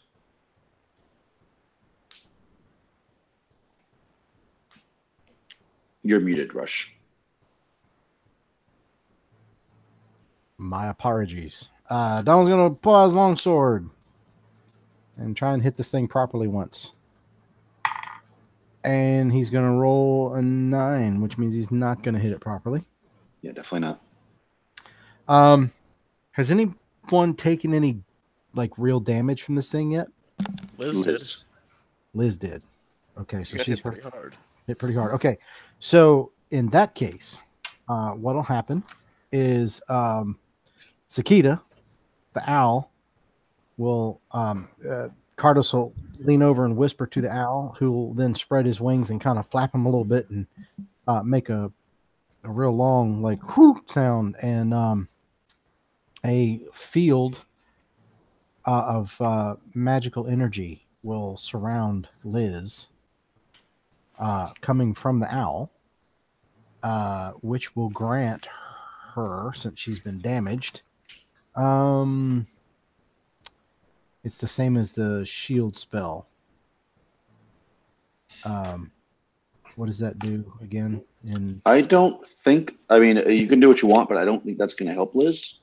Oh, because I believe that her AC is already better than that. Oh, you're right, because it brings it down to a certain. Yeah, right. Which is the same as I think plate for case, attack. Yeah, in that case, she'll just cast it on herself then. Okay. So that brings her AC to 2. 2 and I think 4 against missiles or vice versa. Yes. Oh, it's 2 against missiles, 4 against other attacks. Yeah. Yeah. Okay. Yes. 4. Okay. And that's good for what? I'll look it up. Yeah, look up just how long it is. I think it's like 2 turns. 2 turns. Yeah, so 20 minutes. Okay. All right. So yeah, this combat and then a little bit longer probably. How about Bane, who is stunned, and Adrian, who is not stunned? Yeah, Bane's just laying there in his daze, and Adrian's just standing back watching all this because she knows there's not much she can do with everybody up there. Okay. And Samantha and Lily. Samantha swings her Warhammer, hitting -1 for 6 damage. Nice. And Lily throws a dagger, hitting AC 2 unless there are penalties for 3 damage. Very nice. Yeah, this thing is it's sparks are coming out of this thing like crazy now, and it seems to be getting almost like it's moving very erratically and swinging its arms around kind of wildly at this point. And the next round initiative, Crystal. 6. Why should roll characters with these dice? It rolled a 6. Okay. It goes first. However, it doesn't. It's been swinging its arms around crazy. It suddenly drops its arms to its side and just is looking straight ahead, doing nothing. I like it. I like it. Yeah, and Lily feels her mental power holding the beast. So go ahead, Crystal. All right. So, yeah. Liz believes that this thing's getting ready to parry, but she doesn't care. She's going to charge in anyway, baby. Nice. And she's going to fucking miss. And bro, that is, yeah, I know, right? You guys cursed me. I was doing well at the beginning. And Brothed doesn't have as much fighting experience, so she doesn't know what to think. So she's just going to run up and try and smack it. And she'll actually finally hit, I think, with a... let me see, where are you, Brothed? What's that? Oh, yeah. Oh, I hit armor class like 0. That hits for sure, yeah. Yeah, so... and it did... Oh, fuck. I'm going to roll that again because I picked it up and I don't know what it was. And it does a total of 6 points of damage. Nice. This thing is, it's still standing there, but one of its eyes is no longer lit up. Let's see. How about Donnell and company? Okay. Sorry. No, it's okay. Yeah, Cardis. Yep. You have the hardest time with that name too. Yeah, just certain names I can't remember. Cardis. All right. So he's gonna go after it with his sword again. And holy crap, this guy is useless as all get out. He rolls a 4. That does not hit. Nope. Cardis is gonna swipe at it with her staff. Since she feels, and she's gonna you know what? Roll a 5. Crystal, I don't want to hear you say another word. Yeah, so you guys are slamming against this thing, but its metal bulk seems to be just absorbing all the blows. Bane is still stunned this round. Adrian? Yeah, and Adrian's just sitting there. Okay. Samantha / Lily. Well, I'm yeah. gonna fucking take some of the dice at my house and mail it to you guys, because you guys roll like shit. Take it. Samantha's gonna hit AC 5 for 7 damage, and Lily is gonna hit AC 6 for 4 damage. Okay. The metal bulk of the creature seems to absorb the blows. And how about Sedone / actually started with Sedone / Saphira, yeah. So we're gonna keep shooting at this thing. That is going to hit AC 2 for one of them for 5 damage, and then the other one is AC -1. Nice. 1 damage. Nice. So you guys shoot your arrows off into this creature.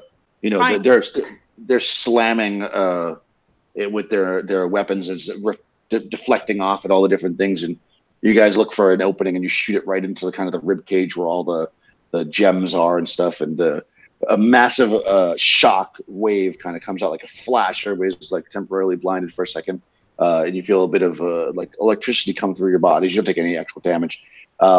And you kind of shake your head and you see this thing, and it falls to the ground. Both of its eyes are now out, and it seems to be motionless and dead. Someone wants to go check it out. No treasure. Look at all the treasure inside this thing. Yeah, you definitely see that this thing has got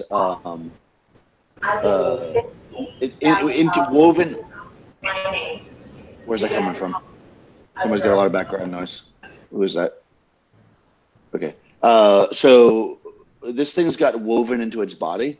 Like I said, well, now you get close to it, you can see that what you saw was probably gems. It looks like it's was a necklace, like an emerald necklace. You'll have to cut it out of it, but you can see that it's a necklace.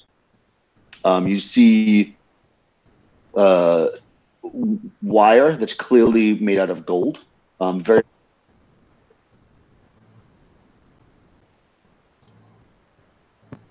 Okay, that was weird. I don't know if you guys heard that or not.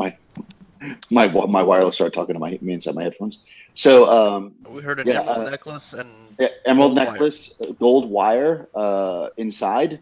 There's also some blue quartz gems that seem to be set into copper. And you see a bar. It's about could probably use like a staff or something, like a club. It's about maybe like 2.5 feet long. It's like almost like a billy club, if you can imagine that size. It's not that, but that's kind of what it looks like.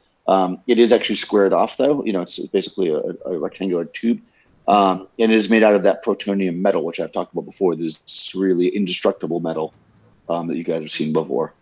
That looks like it could have some kind of value as well. It'll take you some time to like salvage this thing, or you could drag the whole thing, I suppose. But you definitely see a decent amount of value in this creature. Well, yeah, let's tear this thing apart. Yes, I'm going to start cutting this thing up and call over Saphira to help. Yeah. Yeah, Samantha's already over there helping. She's got her eye on another piece of emerald jewelry. The first thing she's going to try and get out. All right, yeah. I mean, you guys can. You're just all gonna like. I mean, it's not that big of a creature, so you're kind of, whatever, working together to pull this thing apart. To pull from its guts the various gems and jewelry inside of it, which definitely has some value. The gold wire is definitely gonna take the longest to get out. You know, because if you want to separate it from the other wire, it's going to be quite heavy if you don't.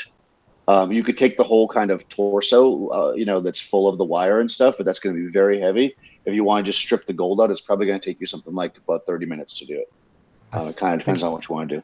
I think it'd be better to strip it out because the last time we tried to carry something big and heavy out of here, it sucked. But Donald would have his whole thing would be, okay, we've been in here once and we fought things, and this doesn't look like the of all the things that we fought, this does not look like one of the run of the mill. This thing is decorated and embellished. That's got to mean something. Maybe it means that they're sending their stronger troops because they know that they're no match for me. Well, and Liz is going to kind of kiss her arm when she says this. Well, strong and fancy are different. So Donald would be interested to try and really, while we're stripping the thing out, checking the thing over to see if it's got some kind of something that would designate like some writing on it or some kind of insignias or something that would. You want to see if it's like a captain or like a private. Something along that lines, yeah. Just really check it over to see if something other. I mean, we see the jewels and it's like, ooh, shiny. But yeah, Donald's interested in looking for other things that might give some clues as to what this thing is. Okay. Fair enough. So yeah, you guys are stripping the thing out. You know, I'll kind of hang out. You guys spend about 30 minutes stripping it out, you said, right? So you're doing that. Donald's kind of looking at, you know, you guys are picking at the goldy parts. He's looking at maybe the rest of it to see what he sees. What you can tell is that you don't see anything specifically that you notice as being specific, like insignia or anything like that. But you do notice that the creature itself is larger than the other ones that you've seen. That's very obvious. And it looks like it's been in a lot of fights. It's very scratched up, you know, and it looks like it, you know, had many repairs done. And these items were used more so in repair than in embellishment in that sense. You know, it's like it used the emerald gold necklace as a bridge, you know, to connect to, you know, areas inside of its guts, not so much, you know, wearing it around its neck. So it doesn't seem, from what you can tell, to be any different, except for the fact that it's larger, from what you can tell, and what you've seen of the other ones. Because you haven't really studied the other ones. You chopped off their heads, a couple of them, and then you left the bodies, which all, you know, went away. You never really took time to like really study them, so it's hard to see. But the most obvious thing is its size. Okay. Yeah. The other ones that you fought before that were not, because remember you fought some that were like this that had like partial bone and stuff, and then some that were not. Of the ones that are bony or whatever, this is definitely the biggest one. In fact, it's even bigger than the ones that weren't bony. Did you say that the bodies that we left aren't where we left them anymore? That is correct. If anyone mentions that, Lily is going to have things to say about that. Well, if nobody mentions it, Lily obviously can't say anything about it. Well, I'm sure they would mention it, but Donald would probably say, you know, we know that the things here are moving about constantly, so we might go into an area, leave, and as obvious, we come back and there's new things that weren't there before. So we know that things move around in here. Lily is going to say, if things move around and take the dead body parts, won't something just take this body and attach it to themselves and be a new giant bad thing? Well, I don't know how that works. That's the only problem. I mean, you look at it, it's clearly made out of other things, right? Well, we know they're building machines out of bones and metal. So... I mean, it's just everything down here is like evolving, trying to survive and be bigger and better. So sure, maybe something else will take this, and then we'll deal with that thing. Or we could put it somewhere outside of the place so that they can't, like, take the thing out. Then they can't use the metal. What makes you think they can't go outside? Yeah. The If fact we that do we've never that, seen them outside makes me think they can't go outside. if we do that, we might want Yeah, to. but we didn't see them when they came into this room and left. We may want to do that at the end, so we don't have to drag this thing around all over the place because it's really heavy. No, I totally agree with that, but I seriously doubt they leave this building. Cool. What's that sound? Hold on. What's going on? Because if they leave the building, why has nobody reported seeing robot men wandering around the countryside? I'm not very intelligent, but I think that's a good point. No, I mean, maybe the robots kill them or, whatever. Who cares? Why are we going over all this in the middle of this dungeon where we're going to get attacked again? Let's just go. Yeah. Sidone is quick, real fast. I want a trophy. So the bones out of this thing. Maybe like out of a leg or something? Because you said it's made part of bone and part of metal, right? That's correct. Okay. So you want to take a bone? So, yeah. Okay. Take a calf bone or something, or a kneecap. Now it's going to have more trouble standing up, even if someone does re-inhabit it.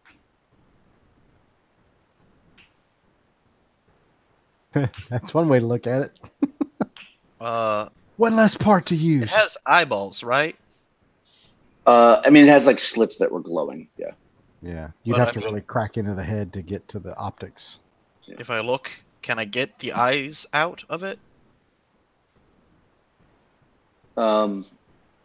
Yes, I guess. I mean, they're not really eyes; they're more like lenses. Well, I'm gonna take them out. If it doesn't have those, then maybe you won't be able to see, and then it won't be able to be made into a thing. Gotcha. All right. I mean, yeah, you could do that. Sure. That's just genius. All right, come on, Law. Let's go. Come on. I'm serious. Like, we've been here too long. It's going to take us half an hour to get out all this gold wire. We've already done that. Yeah, it's already gone by. I mean, we're talking while we work, I assume. We're not going to sit here and talk for half an hour. No, he doesn't mean in real time, Crystal. He's talking about while we're doing the thing. Game time. All right. I think we're all confused. I know I am. Well, I don't know, Red. Your mind ain't working, but anyway. I mean, I feel like my mind's working fine. I could be wrong. Anyway, so we strip these robots clean and everything, and then we're gonna which room are we in now? Are we back in like that main room? No, you are in the barracks. Yeah, I'm sorry. Are we in like the main barracks where the 3 doors are? Or are we still in that southern room? We're in the southern You're in the southern room.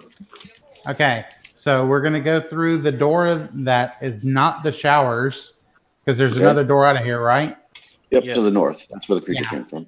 So we want to go that way.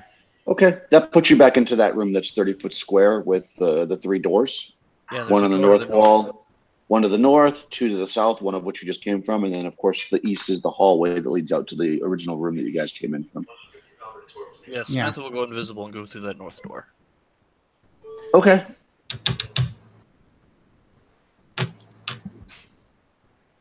Full of rocks, I assume? Yeah, it's interesting you would say that. Especially since Liz warned you. When you open up the door, you step to the door to the north, a giant log swings forward and smashes into you. Let's see. Yeah. Okay. So you get to make a save versus petrification to avoid damage. Oh, well, let's see. What is my save versus petrification? It's probably pretty good because you're halfling. Halflings have good saves. Turn to stone? Yes. Oh, well, yeah, I'm probably going to get this in. It's only a 10. Yeah. Yeah. 15, so. Okay. Yeah. I mean, because you're a halfling, it probably went right over your head. So you guys see this log swing forward, and Liz is probably like, "Yeah, I said that 10 minutes ago," because she did very specifically. Why does no one listen to me? Yeah. So Well, so to yeah, be fair, you don't know that Samantha didn't go to the side because she's invisible. That's true. So the door opens up, and you don't hear Samantha die. So the log swings a couple times and kind of settles, and you're looking into a hallway that's about 30 foot long, heading to the north. There is a total of, including the door you're coming through, there's 4 doors in this thing. One is, of course, the one you're coming through. Wait, it's 20 One is all feet long or 20 30 feet long. 30 feet long. Yeah. There is a door all the ways to the north, like on the north wall, basically. On the east wall, there's a door in the furthest north square. Okay. On the west wall, there's a door in the furthest north square, and also in the furthest south square. So there's 4 doors total, including the one you're coming through. The west is the 2 doors, right? That is correct. Actually, there's 5 doors. I'm sorry, I counted wrong. Yeah, I described 5 doors. If you count the one you're coming through, that's 5. Yeah. Well, there's one that's immediately to my left, then, right? That's correct. I'll open that door, but this time I'm gonna duck right away. Shit, I was gonna try and grab you before you went, but you're too quick. All right, good. Yes. Well, you can't see her anyway. She's invisible. Oh, that's right. Okay. It looks like it's a bathroom. There's a toilet and shower. I immediately walk out of that room. Yeah. Okay. Liz says last time we were here, that bathroom was actually okay. No green mucus stuff. So Donald would Good, because I need to go to the bathroom. I'm going in there. Okay. So Donald would speak up and just kind of look around and be like, Samantha, wherever you're actually standing, the far north door is the one that had the interesting stuff in it. That's the one that had the hole in the wall and the crazy mirror. The rest of the rooms were pretty mundane and just had shelves, and I think where there was like a medical pack, and I think we took that. But the north wall is the one that had the really weird thing in it. The door in the far north wall of the room. Okay. Well, she is gonna go through the door, the other door that's on the west wall, though, because systematic. She's just gonna peek in. Yeah, you look in there, and it's a 20-foot square room, and it appears to be empty. Like completely empty. Yeah, like not a single thing in there. If Bane wants to use the restroom, it's totally clean and fine. And actually, on that note, before we move any further, let's take a 5-minute break, so that everybody can. That's the same thing. Yeah. So while Bane's going, we can all go. So we'll be back in 5 minutes. Okay.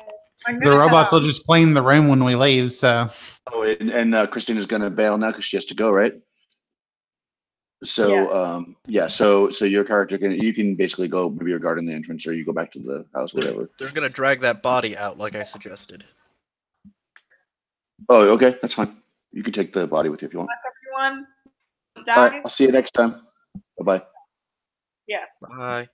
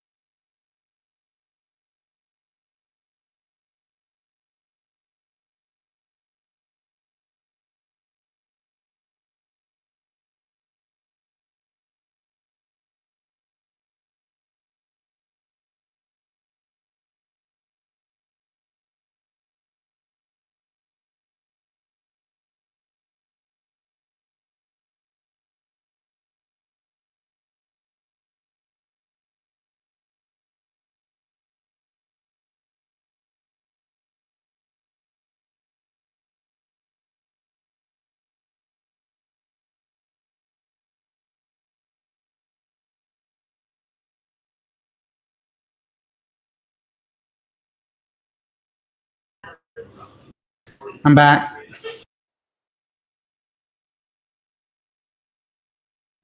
Me too.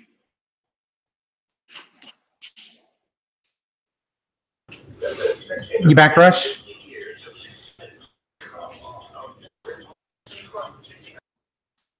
I still didn't leave. I never leave. I like the imagery that Samantha is like down at the end of the hallway, looking in the room, expecting that we have her back, and we're all like back at the toilet, like, "Come on, Bane, hurry up!"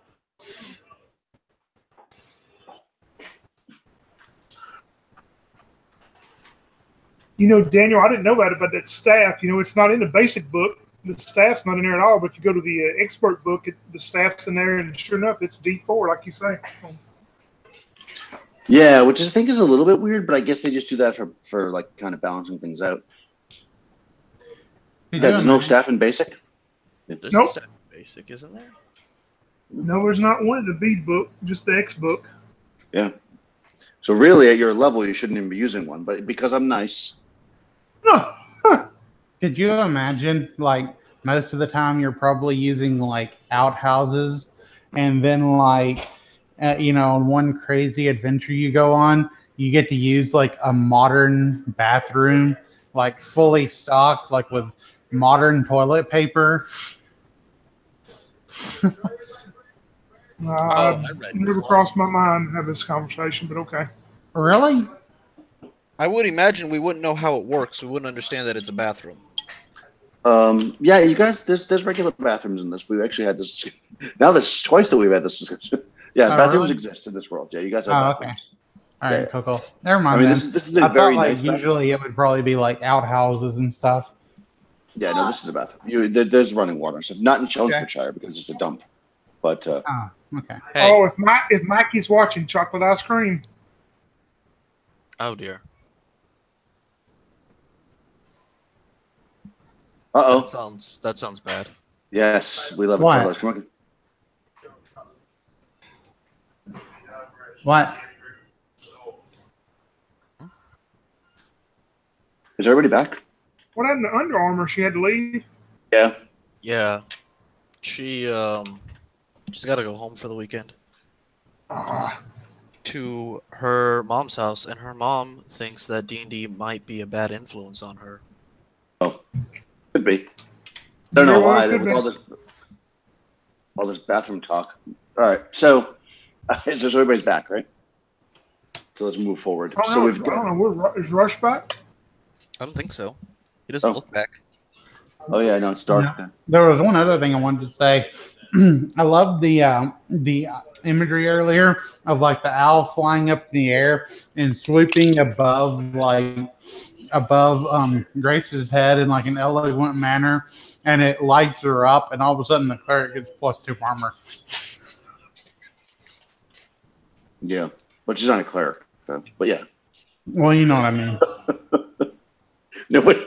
Nobody knows what Liz means. Yeah, Not anymore. I don't even know what it means right now. Bane's a dwarf. I'm so confused. Yeah. Have you been very- drinking tonight? Did we lose? No, I have not been drinking tonight. Did we lose Krista? Yes, you missed that part of the You conversation. fell through the trap. You didn't hear the trap part. Sorry. Yeah, I was taking care of business. Okay, cool. So you guys, use the beautiful porcelain toilet, and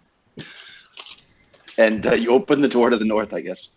I'm gonna go east. No, we'll go north. That's fine. I'm gonna go east later. Okay, all right. You open the door to the east. It's save versus poison. Okay. No, I'm just kidding. So you open the door to the east. It is. You see foot traffic like in the dust, but otherwise the room is empty. It had been, it looks like it may have been looted by somebody, like your party. Yeah, that room doesn't have anything in it at all. It is 20 foot square. It's basically the twin of 7. All right. I mean the one next to it. You don't know the numbers. 7. Well, 7 is. Anyways, so yeah, north time. What? Go in the north room. Yeah. All right. Hold on one second. My headphones keep losing the connection.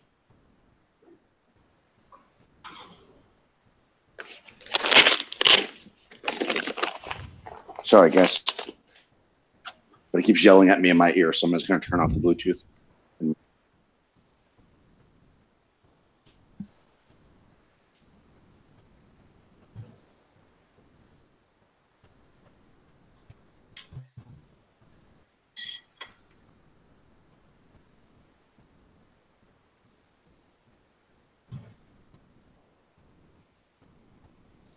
On the south wall, obviously.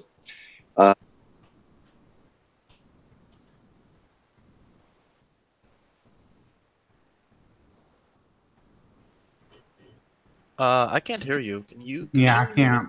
I can't hear you, Daniel, if you're talking right now. I heard like south, and that was it.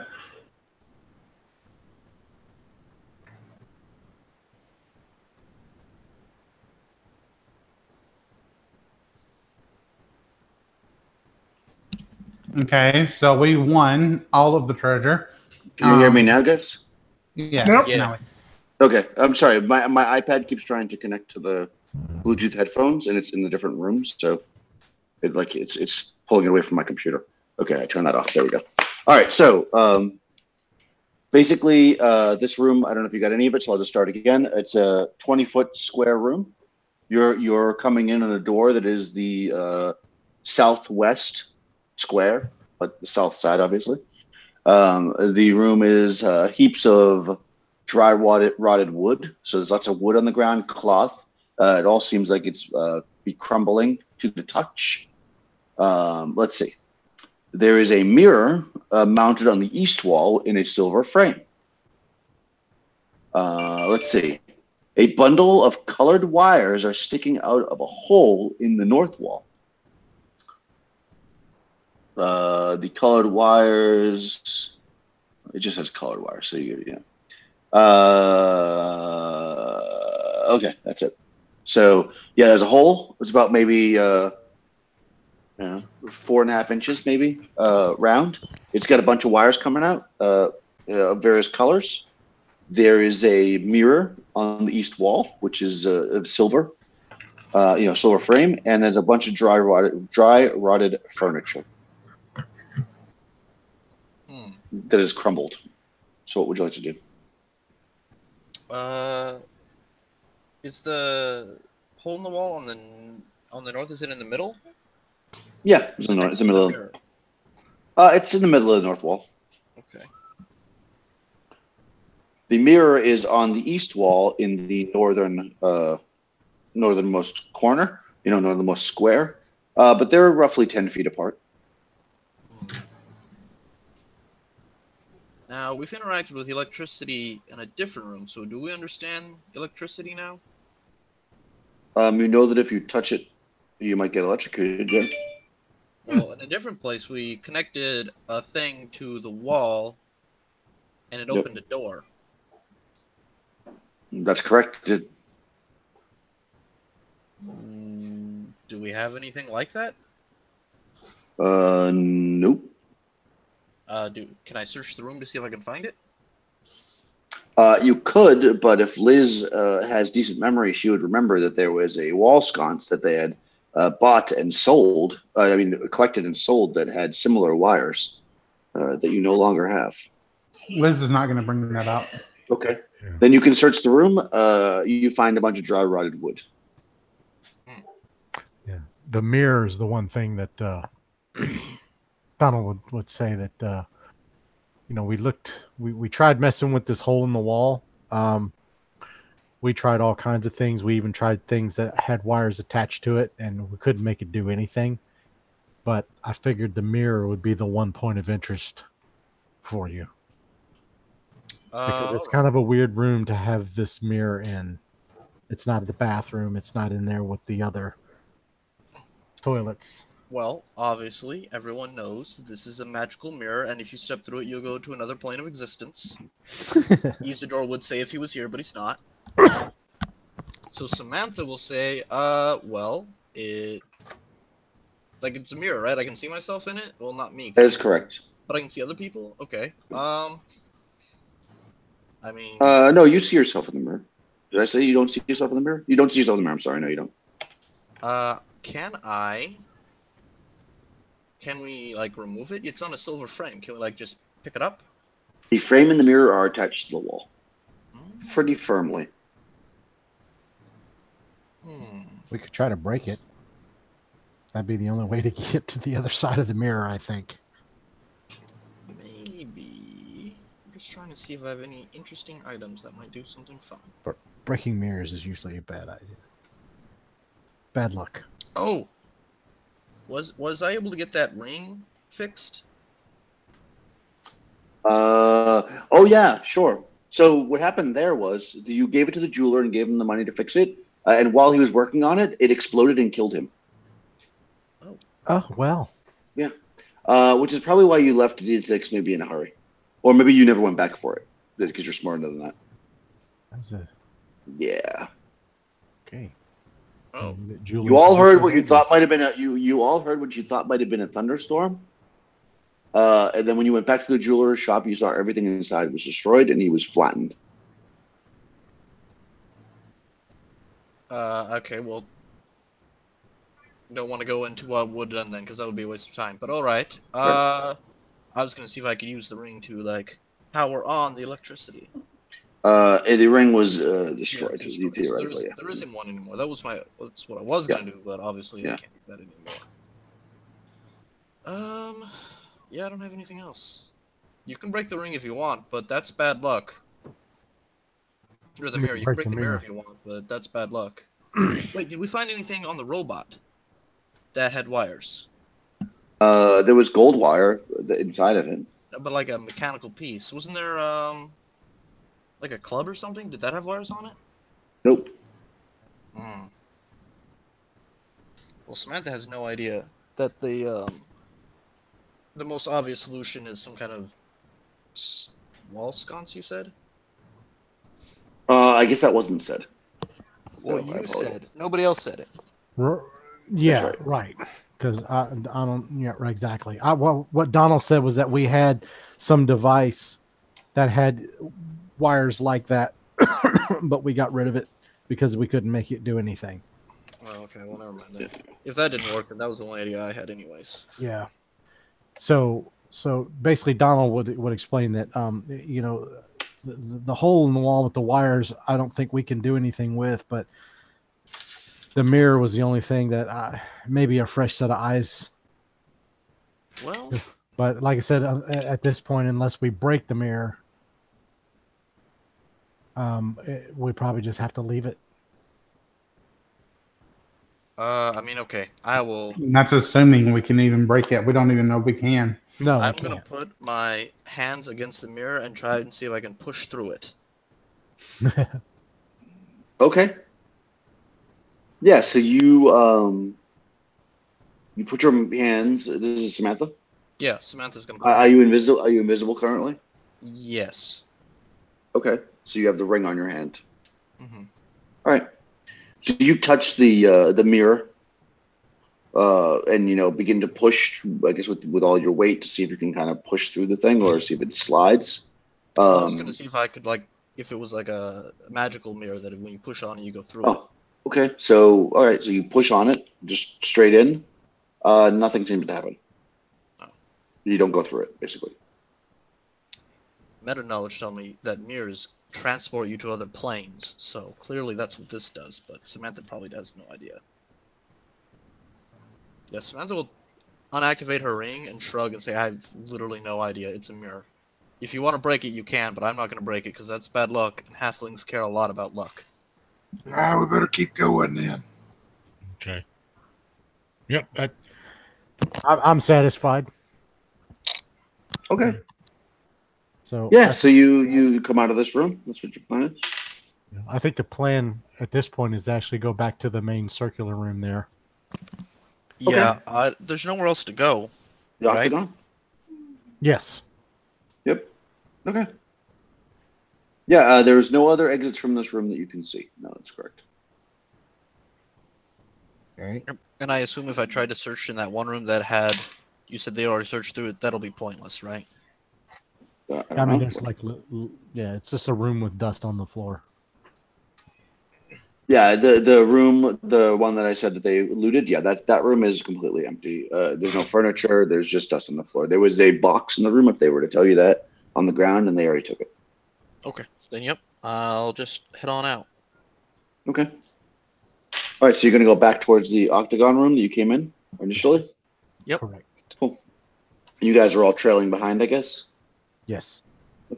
All right, yeah, so you guys walk back, you go down the hallway to the south, you enter in that square room that's, 30-foot square. There's a hallway off to the east. You start heading in that direction. There's a door there, that goes into the octagon room. And as the door slides open, once again, because Samantha's invisible, they fly over her head.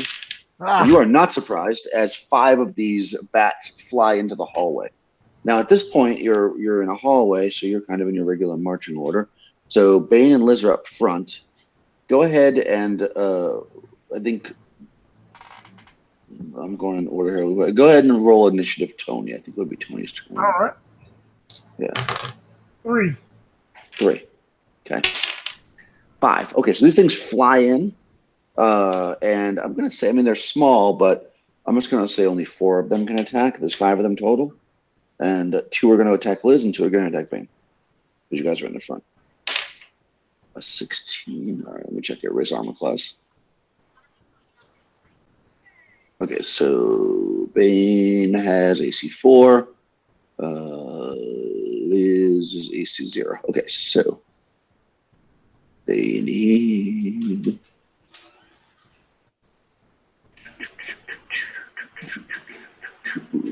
Okay, where's my reference? Okay, so the 16 against Bane is going to hit. So the first one hit you, Bane. I'm just going to roll all the attacks first. The second one misses. First one against Liz misses. Second one against Liz, 17. AC 1 just misses. Okay, so Bane, you get hit once by this thing for only 1 point of damage, but it does actually lock onto you. Okay. So roll a d6 to see if it regurgitates into you when it does it. A 5. Okay, it does not. So you just take 1 point of damage and this thing's locked onto you. It is now your turn. So there's 1 of these on Bane. There's 3 that are kind of flying in front of the party. And of course, Samantha's on the other side of them, but they're kind of in the hallway. So what do you guys want to do, Tony? What does Bane want to do? And Adrian, who's way in the back, I suppose. Yeah, Adrian's not going to be able to do nothing, but Bane's going to reach up, gargle with his shield, so he's just going to reach up and try to knock it off of him with his shield. Okay. 18 on the die. Okay, yeah, that definitely hits. You can just do a So, D4 damage. D4, okay. Yeah, we'll make it like a... Ooh, a 4. Oh, nice. Okay. That does not kill it, but it is definitely hurt very badly. Adrian can't do anything, so circling back around, Samantha / Lily. Samantha, you can do something because you're on the other side of these things, if you'd like. Lily's kind of far back. Unless one is a missile. They're not even enough room to use a missile weapon, to be honest. There's not enough room to use. I was going to say because Lily throws daggers. That's her thing. Yeah, you'd have to throw it past 3 people to get to them, so that seems a little bit hard to do. But they're in the air, right? Not all of them. They're swooping down. They're flopping around in front of the party. It's a swirling melee. It's not like, oh, our attacks are over, so we're going to fly up the roof and wait there for you to attack them. They're attacking the people in the front, yeah. Okay. So well, I mean, if she can't do anything, then she can't do anything. And Samantha is going to shoot her crossbow, but she's going to use one of the metal bolts because there are a lot of them. Okay. Do you want to attack the one that is stuck onto Bane or the flying ones? I mean, I don't want to shoot Bane, so I'm going to shoot one of the one. I'm going to shoot the other one that is attacking Bane. Okay. Yeah, in this case, because you're on the other side of them, there's no penalty for being blocked. But if you do get a 1, then it might go past and hit him. Otherwise, you're good. I actually rolled a 20. Nice. Well, that definitely hits. Oh, these deal a D8 damage. Okay. Nice. Oh, 8 damage. Perfect. All right, kills it. The magical or whatever metal bolt goes into this thing, and it drops dead. Liz, you have a couple of these things up on your grill. What would you like to do? Yeah, Liz will swipe at one and and Brothad will come up and try and hit the other one for Liz. He's gonna try and protect her boss. What's that? Probably not going to be able to do that because the only two people can fight in a hallway, and you got Bane and Liz up in the front row. Brothad's a dwarf. Right, who is shorter and behind. Okay, all right. Yeah, okay. if you want to switch positions, you can do that, but I think this round, Joel. No, I'll just say Brothad can't attack this turn, I guess. Yep. It wouldn't have mattered. She had a nat 1, and Liz rolled like a 9, so I don't hit anything at all. Yeah, that's not going to hit. Okay. Bane already went. They went first, right? And that is the end of the round. So let's see. Alexander, initiative, please. They got a 3. Got a 4. Nice. You guys go first. What would Samantha like to do? Well, she killed that one she hit, right? That's correct. Yeah, she's gonna use one of her wooden bolts then.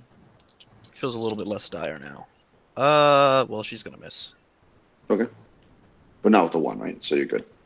All right. So Liz and Birthright. If you had moved forward, you could probably attack now because you're short. So you both characters. Also, Donnell. I'm sorry, I skipped you, Rush. You could probably attack the one that's on Bane. That's what I wanted to do, but I wasn't sure if you skipped me because I was not able to attack. Yeah, I was thinking you wouldn't be able to attack, but there is one on him. So sorry, just let you freeze for a second. You can go ahead and attack that first. Right. Yeah, because you would have done that last round. So I got 16, which should hit armor class 3. Yeah, that hits. Damage? Right. What's this? Oh, yeah. Oh, shit.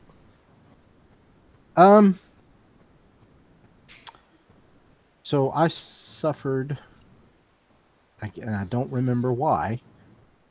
I am suffering a strength. That's right. Drop from 10 to 5. Yeah, that's right. I don't remember why. Yeah, because you got the crap beat out of you by a statue. Yeah, I think that's the 11 weeks to heal thing. Is that one? Yeah. I had one that was 23 days and one that was 11 weeks. Okay, so I guess my damage 11 weeks is probably already healed. I heal a week per casting, right? Yeah, but you've been using all those healings, and also you don't get the strength back anyways. You never get that back. Oh shit. Okay, so at 5, it's what, -2? Mm-hmm. Or 3? Sounds right. Okay, so that would be okay. Well, it's a 7, so that's -2 for a 5. Okay, that's enough. It kills it. It was an accurate hit, I guess, even if it wasn't a very a strong one. Okay, so sorry. Now back to the action. Liz. Oh, you already went. Right. So. I went last time. Is this a new turn? Yeah, Yep, I got skipped, so we kind of rewinded a bit. Yeah, exactly. Yeah. So okay, all right. So yeah, so you said Berthed can attack this turn, right? She can. Yep. All right. So okay, so Berthed is gonna charge in with her warhammer, and she's gonna hit armor class 4. That hits. Yep. And she doesn't hit it very well.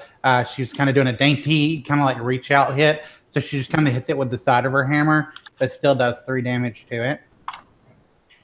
Nice. Still up there. And Liz is just kind of dancing around, swinging like a mad woman right now, and she hits air. Nice. Yeah. So Rush, just to confirm, it is a -2 for the 5 string. Okay, cool. And now is your turn again then. Although now currently there's really nothing you can attack because you'd have to attack over Bane's shoulder unless you have like something that you can reach with, but I don't think a sword's can reach. So yeah. So that leaves Bane. Yeah, he'll try to knock this one off him again with his shield. No, it's dead. Oh, that one's dead. I missed it. I'm sorry. Yeah. Well, there's still one flying next to him. There is. Yep. Yeah, he'll reach up with the shield. 16 on the dime should hit, I'm sure. And 2 damage this time with the shield. Okay. All right, does not kill it, but it knocks it back a bit. Okay. It's their turn, but let me just roll their morale. They take off. Oh, Yeah. They fly away. that doesn't happen very often. Yep. Can I shoot at one as they fly away? Sure. No, you already went this. No, you haven't gone, right? No, I went. No, you already went this round. No, Yeah, I went. No, because they fly out the door, and the door opens and closes. They're already like you could theoretically, but they're through a door by the time you get to go again because they move their full movement. Which door? What about Adrian? Can Adrian throw one before they? Since she hadn't done nothing. She's in the back, so no. Okay, I got you. Where did they fly to? Did they fly? To the barracks? They flew back to the octagon room. That's where they came from. Well, but that's where I am. That was the door that you opened. They flew back in that direction, out through the door to the northeast. Oh, to the northeast. Okay. Yeah. So these things know how the doors work? I think they just The fly doors around. are automatic. The doors automatically open. Yeah. Yeah, that's still pretty smart. They're special. Yeah. Monsters know how the doors work. Okay. Yes. Well, that's the way I wanted to go, but now I don't know if I want to go that way. Well, you certainly could chase them. Yeah. Well, we got to go into the octagon room and to the north to get to the new spot. So This will suggest just letting this thing fly away. Let's just wait here for like one minute or whatever. Let those things fly away, and then we can go in. Yeah, let's wait about 5 minutes, like Liz says, and then we can go on down that way. Okay. That's not bad. So you sit in the main little room there, for 5 minutes or whatever. I guess you feel safe. And yeah, like I said, you're in this octagon room. Like before, you've got to the east, an area that you've partially explored. You've got to the west, the area you just came from, and then you have the northeast, which I do not believe you've ever been through these doors. I'm gonna play with my ring and wait until I turn invisible. And when I turn invisible, then I'm gonna go through that door. Okay, so you gotta wait 10 minutes then. Perfect. Okay, I'm assuming that you say that you're gonna do it before you do, so everybody's ready by the time you. Is that true, or are you When just I turn invisible? I'm like, all right, and here we go, and then I'm gonna go open the door. Oh wait, Okay, I won't be like, here we go, and immediately like rush over the door, but I'm gonna say that and then like walk to the door. Okay. That's fine. So are we going through the north door that we've never been through before? correct. Northeast door, yeah.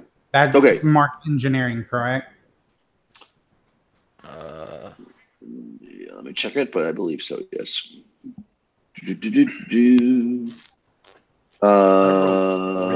Let's see. The Northeast Reach Emergency Generator Core. Yeah, that's it. Maybe I Emergency wrote generator. Yeah. I need better handwriting. So you step up to this door and it slides open. And you're looking into a corridor that runs, it's a diagonal corridor. It runs to the northeast. It's only about 20 feet long. And it ends in a door. Northeast, you said. Yep. It's a diagonal. diagonal. Yep. 20 goes. This is. I think it goes to here. So does it end in a door that goes to the west, or end in the door that goes to the east, or end in the door that goes to a north? It ends in a door that goes to the northeast. It's a straight corridor. Oh, I'm gonna go through that door. all right. Yeah, we'll follow down behind. Yeah, so you step up to that door and it slides open. And you're looking into another octagon room. It's identical to the octagon room that you just came from, in its shape, anyways, its size and shape. Except, of course, you're coming in from the, you're heading northeast. You're coming in from the southwest corner of it. So the southwest flattened area. It's not really a corner. Let's see. Let me see what this room is. Let's see if any vampires eat you or anything before I give you the description. You said it was 30 feet. Okay. Yeah, it's a 30-foot. So, and it's it's an octagon. The room appears to be mostly empty, or completely empty, actually. You do see there are several doors. Let me tell you. So there is a door that you just came through, obviously, which is on the southwest of octagon flat wall. There is a door directly to the north. So on the north, little flatness, and there is a door to the east. Okay. So there's 2 other doors besides the one you just came through. Are you sketching this one out, Alexander? If I do not, I will get lost. That's cool. If I do not, I will play a character who's just, I don't know, I don't care where Okay. we're going, I don't care what we're doing, because I will immediately get lost. All right, cool. I'm gonna let you handle it this time then. Well, if whoever's mapping can't have anything in their hands.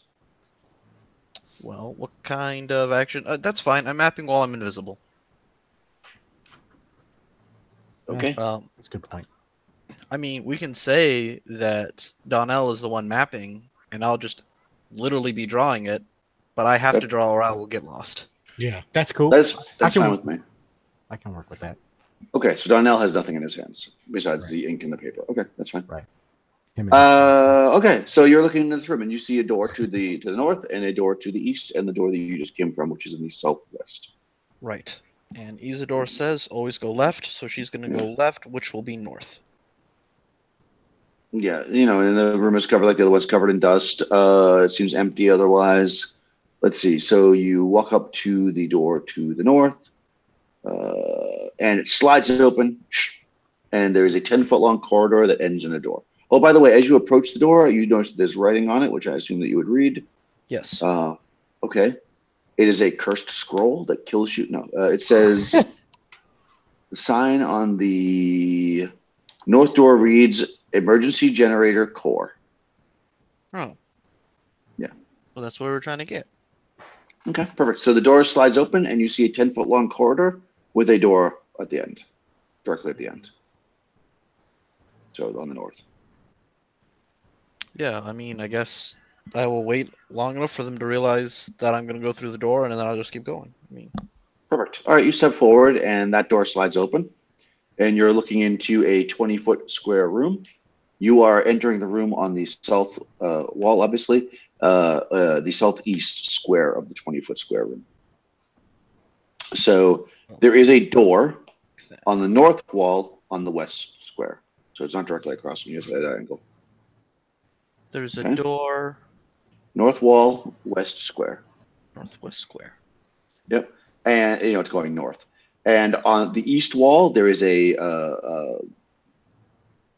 hallway. It's not a door, it's just a hallway. Oh. It's dead center, so it's cutting into 2 hexes, 2 squares, if you will. But you can draw however you want. But it's basically on the east wall, and it's 10 foot wide. It's going east.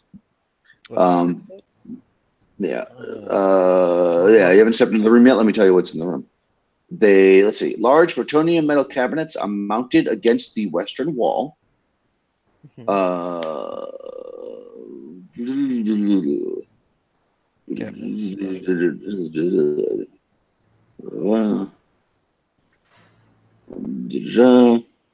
Okay. All right. Oh, yes. Okay. That's what I thought. I love how they do this. So yeah, you open the thing and let me roll to see if you are surprised by the monsters that are in this room. I don't know why they told you the monsters at the very end of the description. You are actually surprised, but are they surprised? They are not. So you're about to get attacked. They can't see you, of course. So the door opens and they come flying out into the hallway with the rest of the floor. These are big puffs of dust. They rise from the floor and they just start shooting towards the door. It's almost like you'd see they're like giant dust bunnies. And they shoot out into the hallway. And once again, Bane and Liz are in the front. There are 7 of them. But I'm going to say just because space reasons, there's only enough room for 2 to attack each of you. So first dust bunny attacks Bane. Misses. Do this. Second dust bunny attacks Bane. Misses. First dust bunny attacks Liz. Misses. Misses. Okay, so all these dust bunnies fly forward and they're trying to get you dusty and they're unable to do it. That was a surprise round, so let's go into initiative, and I think that it is Russia's turn. Okay. So roll a d6 for the group, 2 for the dust bunnies. I rolled a 4. Nice. So you guys go before the dust bunnies. What would you like to do, Darnell? You guys are kind of in the hallway. You could push past the rest to get into the room to be able to attack. Otherwise, you're behind them. So it'll be difficult. And you said there's 7? There are 7 of them total. Yeah. Okay. So you guys could also retreat into the previous room, and they could follow you, and then you could group around them. You could have that conversation right now in the middle of combat. That's cool. Yes. That's what invisible. No, that's what Lily says. Lily says back up, so we can form a group. So while that's happening, Donnell will probably listen. But Cardis has already got her hands moving, and she's going to cast Sleep and try to drop all 7 of them at one time. Oh, wow, like a badass. Okay. Okay, go ahead and roll your 2d8 for the number of hit dice that you knock out. 2d8? Yep, that's the number of hit dice, right? That's how sleep works. Yeah, that's better than I thought it was. I gotta look it up, but I'm pretty sure it's 2d8. Okay, I mean, I'll go with that. Yeah, I'm pretty sure it is 2d8. Yeah, sleep is pretty badass. Wow, maybe I should have. I mean, this is old school. Old school is like sleep is like the required. Like if you only can pick one spell, you better pick sleep. See, I'm so used to that. 2d8. I'm reading it right now. 2d8. I'm so used to the go-to must-have spell being magic missile. That No, magic missile is that's a myth. That's yeah. like the worst. Apparently, I'm seeing the like light. the worst. Yeah, go ahead and Here roll we go. 2d8. Here we go. I got a 5 and a 3, so 8 total. 8. Good. So 7 drop plus Oh no. is 8. So Samantha's how many? Second level, right? Yeah. Liz is second or third level. Bane is second or third level. Berthoud's first. Third. Okay, Berthoud is first level, right? Yes. Yeah, she also drops. No, it's not targeted. Nope. God damn it.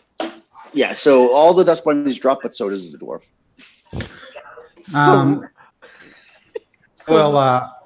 Liz will bend down and kind of slap the dwarf's face and like, hey, no time for beauty sleep. Yeah, she wakes up. Cardis will immediately be like, put her hands up and be like, "Oh my god, I am so sorry," and immediately start like trying to wake the dwarf up. Yeah, you can wake her up pretty easily. Yeah. By You not just slap her in the slapping face.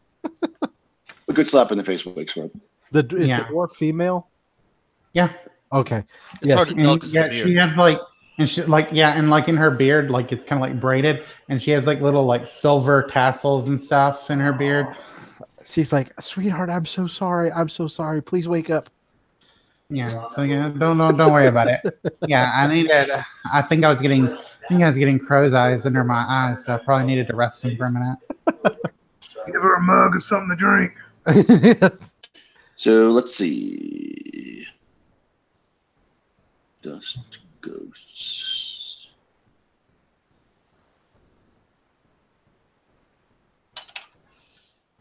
Wow. Oh, this is interesting. Did they form into like humanoid shapes, or were they like small? Nope, they were like little puffs of like Okay. dusty. Huh. They're essentially. Oh no, I'm sorry. They vaguely humanoid figures composed of motes of dust and air, with tiny little glimmers of static electricity flashing over the body. I guess I should have read that first. That's a pretty cool description. So It they rises look from the dust. giant bunnies, right? Yeah. Oh, cool. It causes electrical damage. That's actually pretty badass. It's actually, yeah. Okay, so they.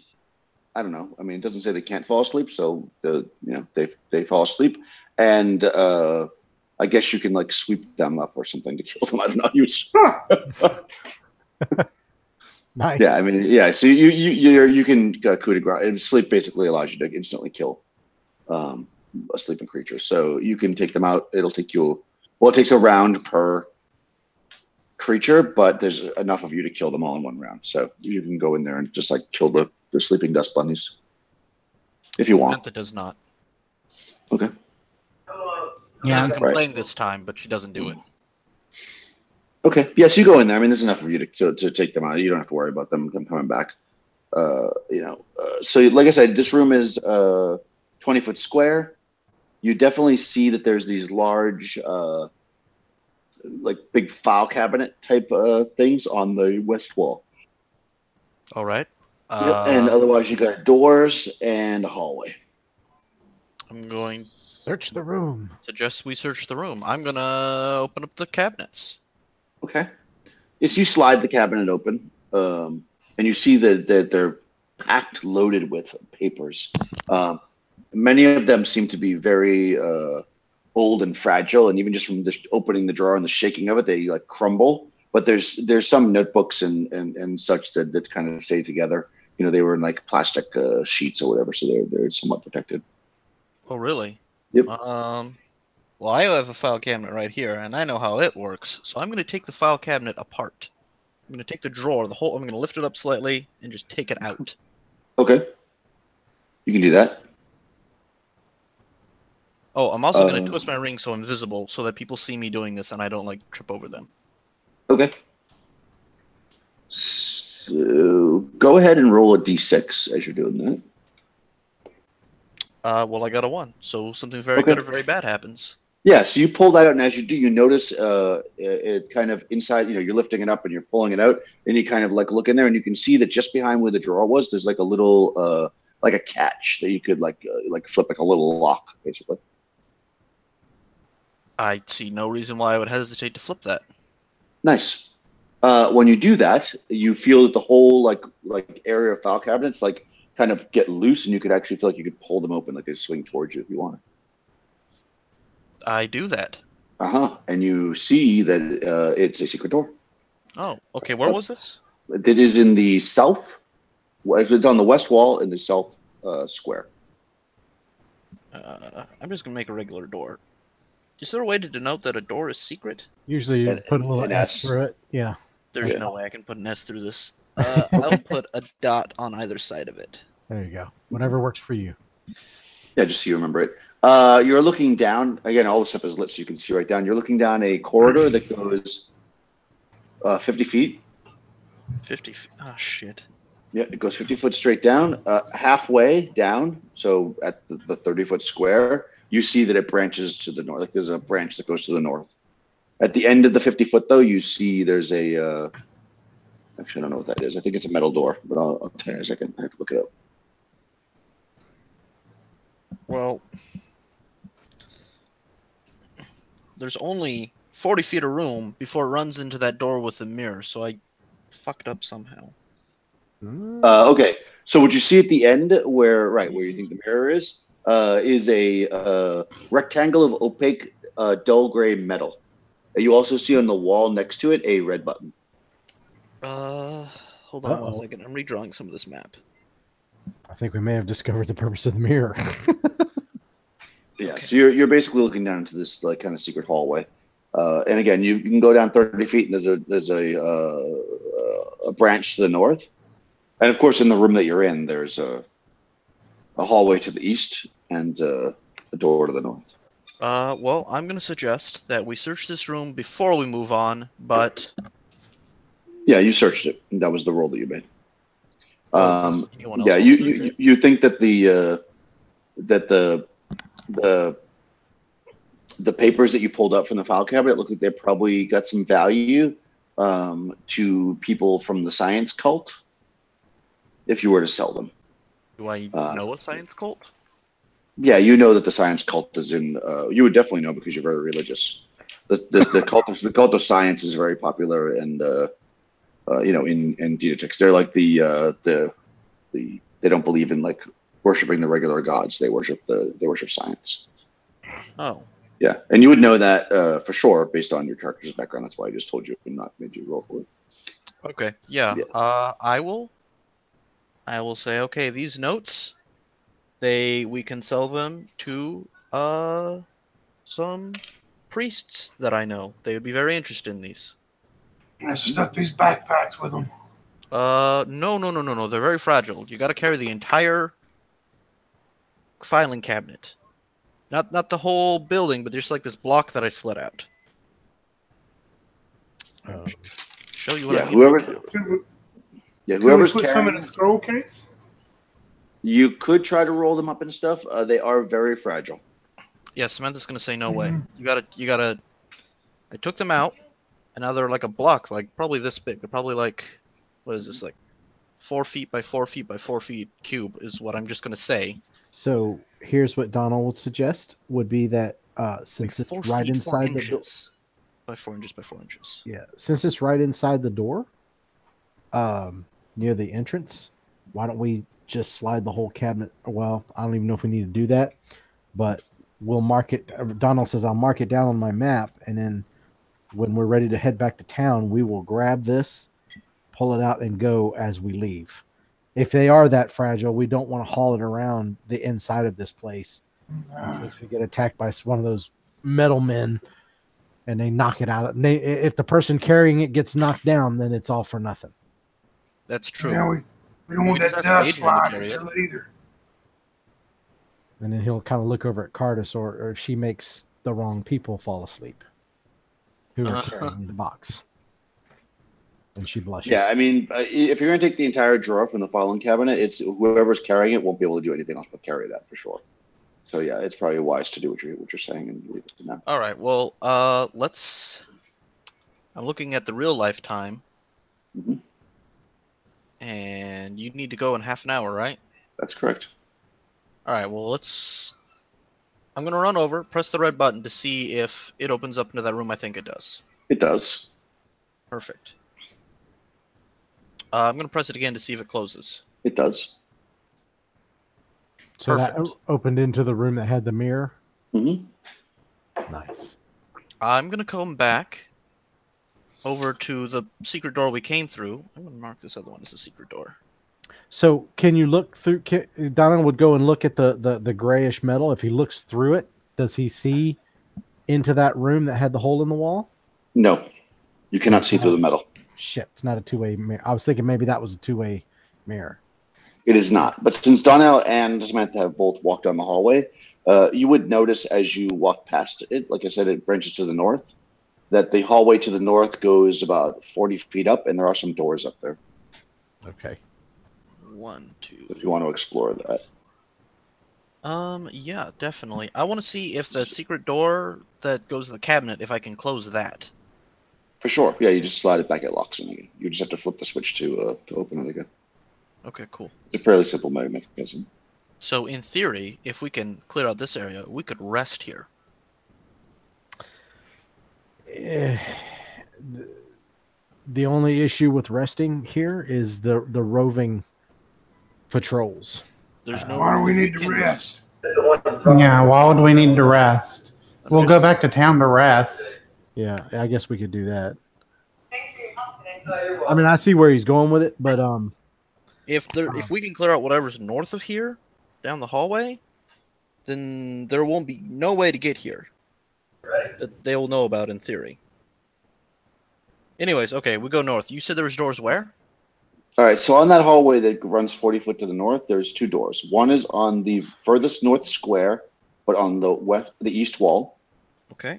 Furthest north square, east wall. And the other one is second from the north, or third from the south, on the west wall. Go to the west door. I'll also point out, just so you know, that there is I decided to be stupid and spend the night in the dungeon chart that I roll on if you want to try to sleep in the dungeon. But you probably don't want to be rolling on that chart. no, no. Okay. Please God, no. Yeah. So so you go up to the first door, which is the one on the west wall. It's almost at the end of the hallway. You step in front of it and it slides open. Mm-hmm. Let's see. You're looking into a room that is, well, actually, you're looking into a very kind of a short hallway that's about 10 feet, but there's no door or anything. It's just 10 feet, and then it opens up into a 20-foot square room. Okay. Let's see. This room, you can see into it from where you are. Let's see. It's got rusted metal gun racks on the wall. You can see them across from you. You do see on them, looks like there's some rifles on them. Unless you go into the room, that's all you're going to really see. You basically see, you see some like ammo cans. So you have some gun racks with some shelving, and you see some rifles and ammo cans. Oh, well, I'm going to say, hey, there's guns in here. I'm going to go over. We could sell them for quite a bit. Yeah, Liz is going to say, I knew it. I knew there were guns in this place. I told you. Even better. Remember? Ones we found. First time we entered here, I told you there were guns in here. Okay, yeah, so you guys walk in and you start to look at the guns, and you can see that they're very, very corroded and old. Damn it. Yeah, the ammo cans are very rusted. But if you were, I mean, I don't know what you're gonna do with the ammo cans, but if you were to pick them up, they feel heavy, like there's something in them. But they are very rusted. The cans, the weapons themselves, the rifles, their barrels and stuff seem a bit corroded. As you've used guns before, at this point, I'll give it to you that they look like they might not be the safest thing in the world to use. You're welcome to do it, but they don't look like they would be in the best condition. They might break down or whatever. Is there any chance to search through the racks to find one that may not be so bad off? Yeah. Or is it pretty much just... I mean, they all look like they're pretty beat up. I'm sorry, go ahead, Tony. Well, I was just going to ask, would any of us have wisdom enough to know that maybe a collector would just want them for like collector type deal? Yeah. Yeah, I mean, you think that possibly for parts or for a collector, they might be useful. They're probably also functional, but they're definitely not in the best shape. Yeah, they're not necessarily something. Especially since you got weapons before you sold them. The ones you had before were in much better shape. These ones are definitely beat up. Possibly a collector would take them, yeah, but they're not nearly the shape of the ones you guys got before. They could probably just be cleaned and fixed by somebody, with Who blacksmithing knew what they were doing. abilities. Yes. Yeah, not us. Definitely Yeah. not us. Could Liz open up one of these cans? She wants to see if the ammo is any good. Yeah, you open the can, you can see the ammo. You can actually see some of the shells have like popped open, and you can see some of the powder and stuff leaking out of them. So the ammo looks kind of unstable as well. Still, someone who knows how to work with this stuff, a gunsmith, would probably be able to fix it. Good luck finding one. Well, not maybe in Denethix. We'll take it. Yeah. Maybe. We sold those guns at Denethix. I did. So I'm going to grab as many as I can and take back to sell. Yeah, I guess that's true. So should we just take these guns and just in that cabinet and get out of here for the day? I mean, this is quite a load to get back already. Yeah, there's seven raided rifles. that robot. Yeah, there's 7 rifles total and 3 cans of ammo. So yeah, I mean, a can of ammo is pretty heavy. A person can carry a couple of rifles and maybe a can of ammo, and they'd be weighed down. So yeah, you're not going to be able to. If you do that plus the file cabinet, you guys will definitely be pretty packed. Well, that sounds like a even with all of you. Yeah. So Liz suggests let's just take our guns, our ammo, our filing cabinet, and get out of here for the day and head back to town. Yeah, We'll store this stuff in our house and divide up all of our loot when we get the chance. Yeah, I'll give it to you that Sedone and Saphira took the other stuff that you looted off the robot, so you have it because that's gold. The gold wire is also very heavy. Yeah. So I'll because they would have been here. So I'll let you say they took that. So everybody's going to be at basically the slowest speed now, because most of you have metal armor on anyways, except for the magic users. If they're carrying stuff, they're going to be slower. So yeah, you guys are going to be moving slow, but you can carry all that because it's 8 of you. Yeah, that should be enough. Okay, cool. Right. I mean, do you want to go through the last door just to take a peek? No, we're not, because there could be a whole nother room on the other side, and there could be like all sorts of other doors, and like, oh, well, one more door. No, we're not doing that. We're just this way take our stuff and get out. We'll have a full party There's next like week. one door that's off of this room, you say, or Yeah, Just right. There's a door just to the north. Yeah. If I open it up and there's another door, we'll just leave. yeah, I think you should look through that, Crash. Bane tells you. If you go through and there's enemies or something on the other side, there could be more stuff that we have to carry. Let's just be thankful for what we have here. I know that sounds Go through weird the door, coming from Crash. the Don't listen to Red. Oh, whatever. Go ahead. Fuck it. Go ahead. Have a field day. I'm invisible and I'm going through the door. Okay. Yeah. So you pop the door open and you're looking into this room, and it's got a lot of metal shelves with boxes, which I mean, it's like cardboard, which you guys probably have never seen cardboard before. So you see these like saggy boxes They look like they're full of something. Although actually, I guess they probably written on them. You can see that some of them say emergency rations, and you see that. Let's see, blah blah blah. It's kind of like, but the boxes and stuff, they're cardboard, so they're kind of moldy. And they're basically a couple of racks of them, and then there's like a stack of them against the wall. So there's quite a bit here. Okay. But it's from what you can see, you just see the boxes. You'd have to dig through it if you want to actually get any more info than that. But that's what you see. Oh, well, what size is the room?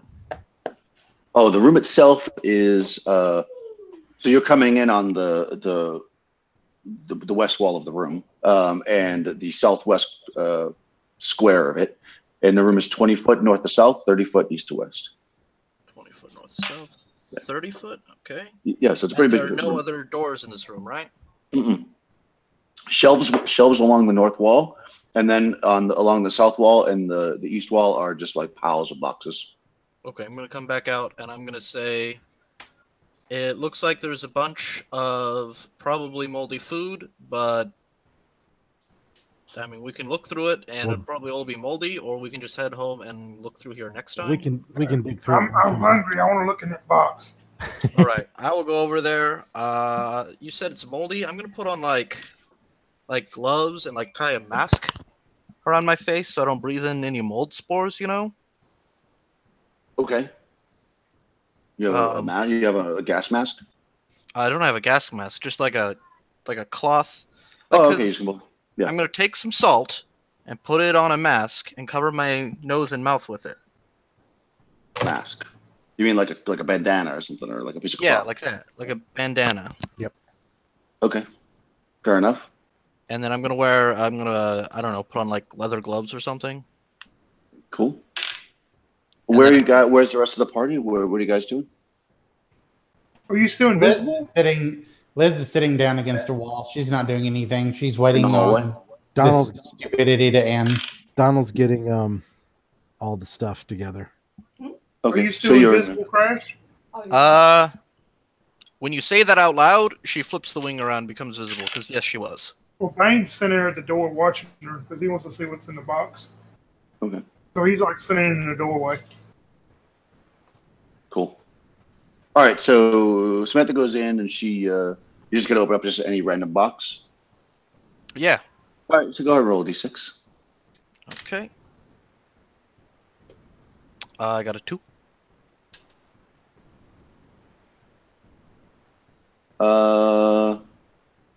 Let me see how this works exactly, but that's good.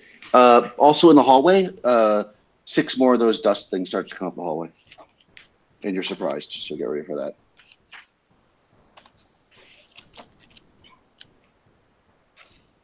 Two completely unrelated things, of course. All right. But all coming to head at once as things happen in BX. So, I'll say since, I did this so terribly. I did what they suggest that you do, and I combined the monsters, and now I can't figure out. Here we go, B. All right, here we go. Okay, so when you pull it, the room. Okay, so it only covers that big. Okay, so it's only going to get you. Oh dear. Yeah, the mold spores burst out around you. It's touched. Blah blah. Okay, hold on. So I have to roll to see. There's a 50% chance that it's going to get you. I mean, I am specifically taking precautions against this. You are, except for this is a creature and not just regular gas. Oh. But in any case, it doesn't actually a pop-up smoke. It starts to come out, and I guess maybe because you're taking precautions, you can read it however you want. It doesn't actually hit you. It starts to as soon as you lift it, you start to see this mold rise in the air. Maybe you step back or cover your face better or whatever, and you're able to get away from the cloud of mold that's kind of starting to fill the back of the room. It looks like it's probably not the best thing in the world to breathe. As that's happening, and while that's happening, up the hallway comes 4 of those Dust bunnies. Tusk bunnies, yeah, and they got a surprise on you guys. So in the hallway is everybody who didn't say they weren't in the hallway, which is basically Liz. Well, Liz is in the hallway, which specifically Liz, Berthrud, I guess Cardis, because she didn't say where she was. I know Donnell's in the other room. I guess Adrian's in the hallway, and Bane is also in the hallway. Okay, Donald's so getting the box of scroll stuff together. So there's basically 6 people. Okay, so the first one misses terribly. Okay, 17 on number 6, which would be 1, 2, 3, 4, 5, 6. Adrian. A 17 is probably going to hit her, I'm guessing. Oh yeah. All right, 6 points. 6 points of damage. Whew. Okay. Oh. Yeah, she gets shot. The next one misses. It would have been her too, so that's good. And the last one also. Wow, she got targeted there. Maybe she's the closest to the end. Maybe. Yeah, But she got targeted by been. her. Yeah. So she gets zapped, and then you all realize these things are there. And let's roll initiative. And I believe it's Tony for initiative this time. Oh, does she get more damage? Nope, the other 2 miss. Okay. Yeah, but there's 4 of them there. 3 of them attacked her. 5 on initiative. Oh, you guys go first. What would you like to do, Adrian? And I guess Bane probably turns around when this is all happening now. Well, no, I think Bane would actually be watching what's going on with the crash because he was standing in the doorway watching her go through that box. I think he's preoccupied with that. That's true. That's all happening simultaneous as well. Oh, is it Adrian?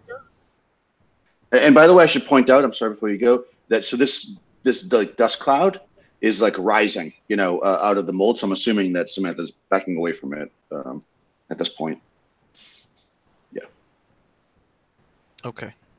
I mean, is that true? I mean, if you're avoiding it, I'm assuming that's what's happening. Yeah, I'm backing. I'm just trying to. Is it just like it's a puff cloud, and I'm just like, oh, it'll fade, or does it look like it's alive somehow? It looks like it's alive. Yeah. Okay. Yeah, because it's not right. It starts to rise, and you kind of go like this, and then you notice it's like spreading. So you're like, oh, I'm assuming moving, unless you want to, stay there.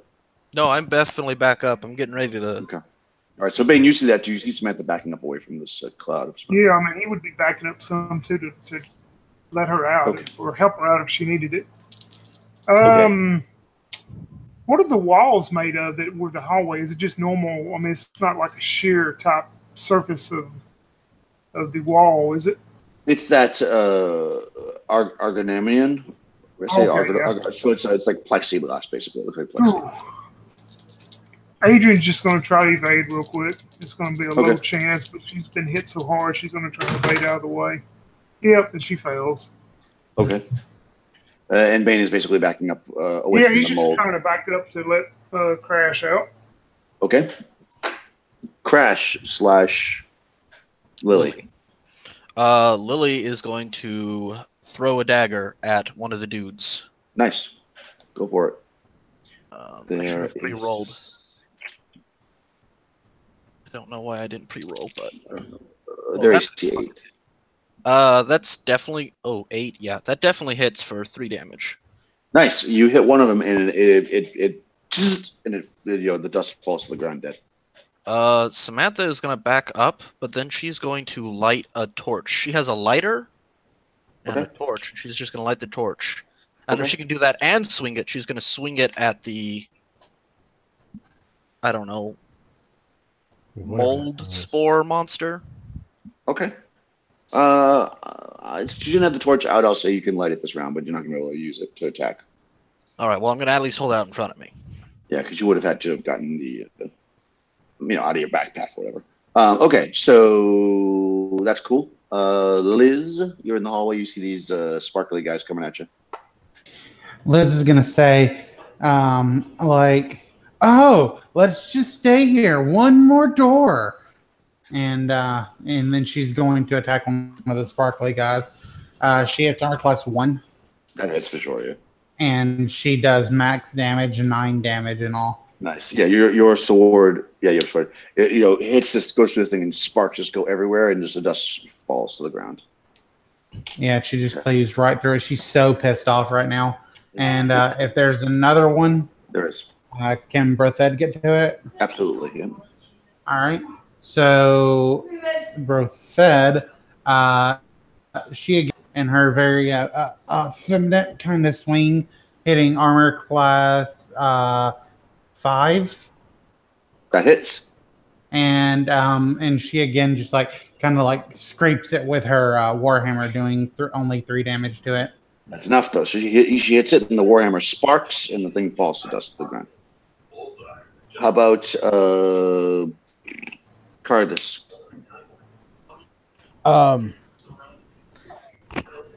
Cardis would, unfortunately, doesn't really have any combat spells left at this point. So she would just kind of step forward and try to swipe at it with her staff. Okay. And she hits. Well, she hits it. Okay. She got a 19, so that would be That's up answer. her armor class is 0. Okay, and the staff was D4, right? Y'all said 3 points. Nice. Staff goes through this thing. It sparks. Dust falls to the ground. Okay.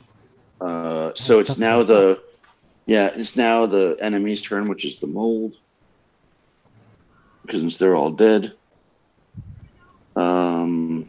But you backed up, so it doesn't quite reach you.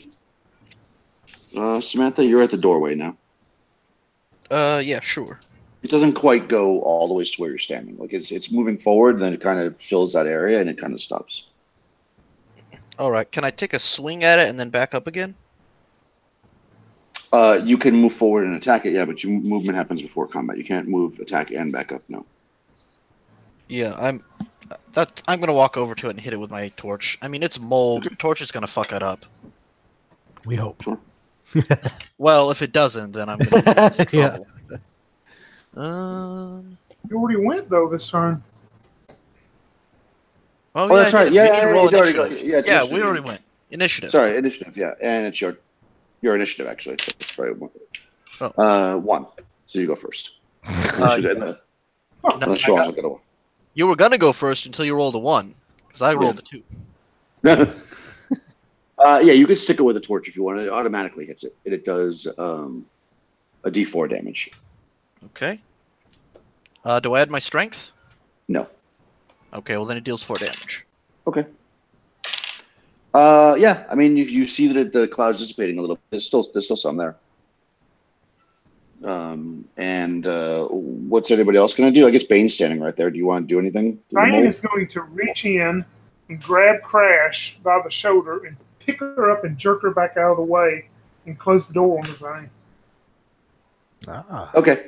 Yeah, you do that. The door closes. Unless behind. Crash tries to resist me, I guess. Yeah, do you try to resist being pulled out of the door, Crash? I mean, briefly till she realizes it's Bane, and then she lets herself get pulled out. Let's lock it up in here and get us. Yeah, you could do that. So you close the door. It slides shut on it, and yeah. Roll a d6, Crash. 1. That was a good call. As you are being pulled out the door and it closes shut, you believe out of the corner of your eye you saw something shiny under the pile of mold. Ah! Okay. And next week, There you go. Now we're gonna get in there and get it. Next Right, week, so- maybe the team will listen to Liz a little bit more. Absolutely. Yeah, I guess we're under a dictatorship here. We'll listen to you next time. Well, had you listened to me this time, we would have got out of here at a lot more treasure, mister. The dust bunnies would have been there. The Dust Bunnies would have been there regardless. Yeah, we're good. I think we got some good treasure this time, and yeah, I rolled twice on the Wandering Monsters, which is how long it would take you to get out of the building. You get out without encountering anything else. nice. And Sedone is out there in his shorts with the rest of the treasure, and you guys head back to your house. I guess I should. Nah, I'm not gonna bother. You get back to the house at Chelmsford Shire with various treasure, which I will put in the group. The files are definitely worth something, as are all the other things you picked up. So very cool. Thanks, Yeah, guys. You had Adrian down to 1 HP again. Well, Just to let you know too, I posted the link in the chat over there. I took the map that Crystal made of the barracks area and the one that I drew of the I can't remember what it was called. The facility on the right. Right, subsurface facility. Yeah, it was the not engineering, but the research facility. I put those in the under the Thousand Towers group. I put them in the files section so that we don't have to try and go back through the posts, because that's what happened. Crystal posted the map, but it just got buried in all the posts. So I just took the map she drew and I posted it in the files section. So we always it's in a convenient place to always be referenced. Perfect. So we should probably do that from here on out and put the map files in there. Yep. So sounds good. Yep. Smart. So, All right, guys. You made it back without anybody getting killed. cool. Very Maybe sad. Hopefully, maybe Carlos will actually level. I don't know. Possibly. Possibly. It depends. If you want, you can think about it. I know that Crystal, I believe, we're talking about wanting her henchmen to do something. We could do like a B team adventure one time and have all the henchmen go do something. That would be awesome. Because then they'll get PC experience and they can level up, especially if they're falling very far behind. But just keep in mind that you can't have a henchman of a higher level than you, so just be careful you don't level your henchmen above your PC. Yeah, I'm behind anyway because of the 2 sessions I had to miss. Yeah. So it's all good though. Yeah, it all works out in the end. Actually, you're not, because we've done so many side quests. You guys are actually much higher level than you should be for this, which is why you're killing everything so easily. Yeah, you're a bit. Yeah, this is like a 1 to 2 level module, and you're not even halfway through it. You're all 3rd level. So there you go. Well, no, I'm only 2nd, so I'm actually right where I should be. Yeah. Well, you haven't got that far into the module. Believe it or not, you're not that far into it. Nice. But it's going well. Yeah, I thought it went good. Let me stop the broadcast. Okay.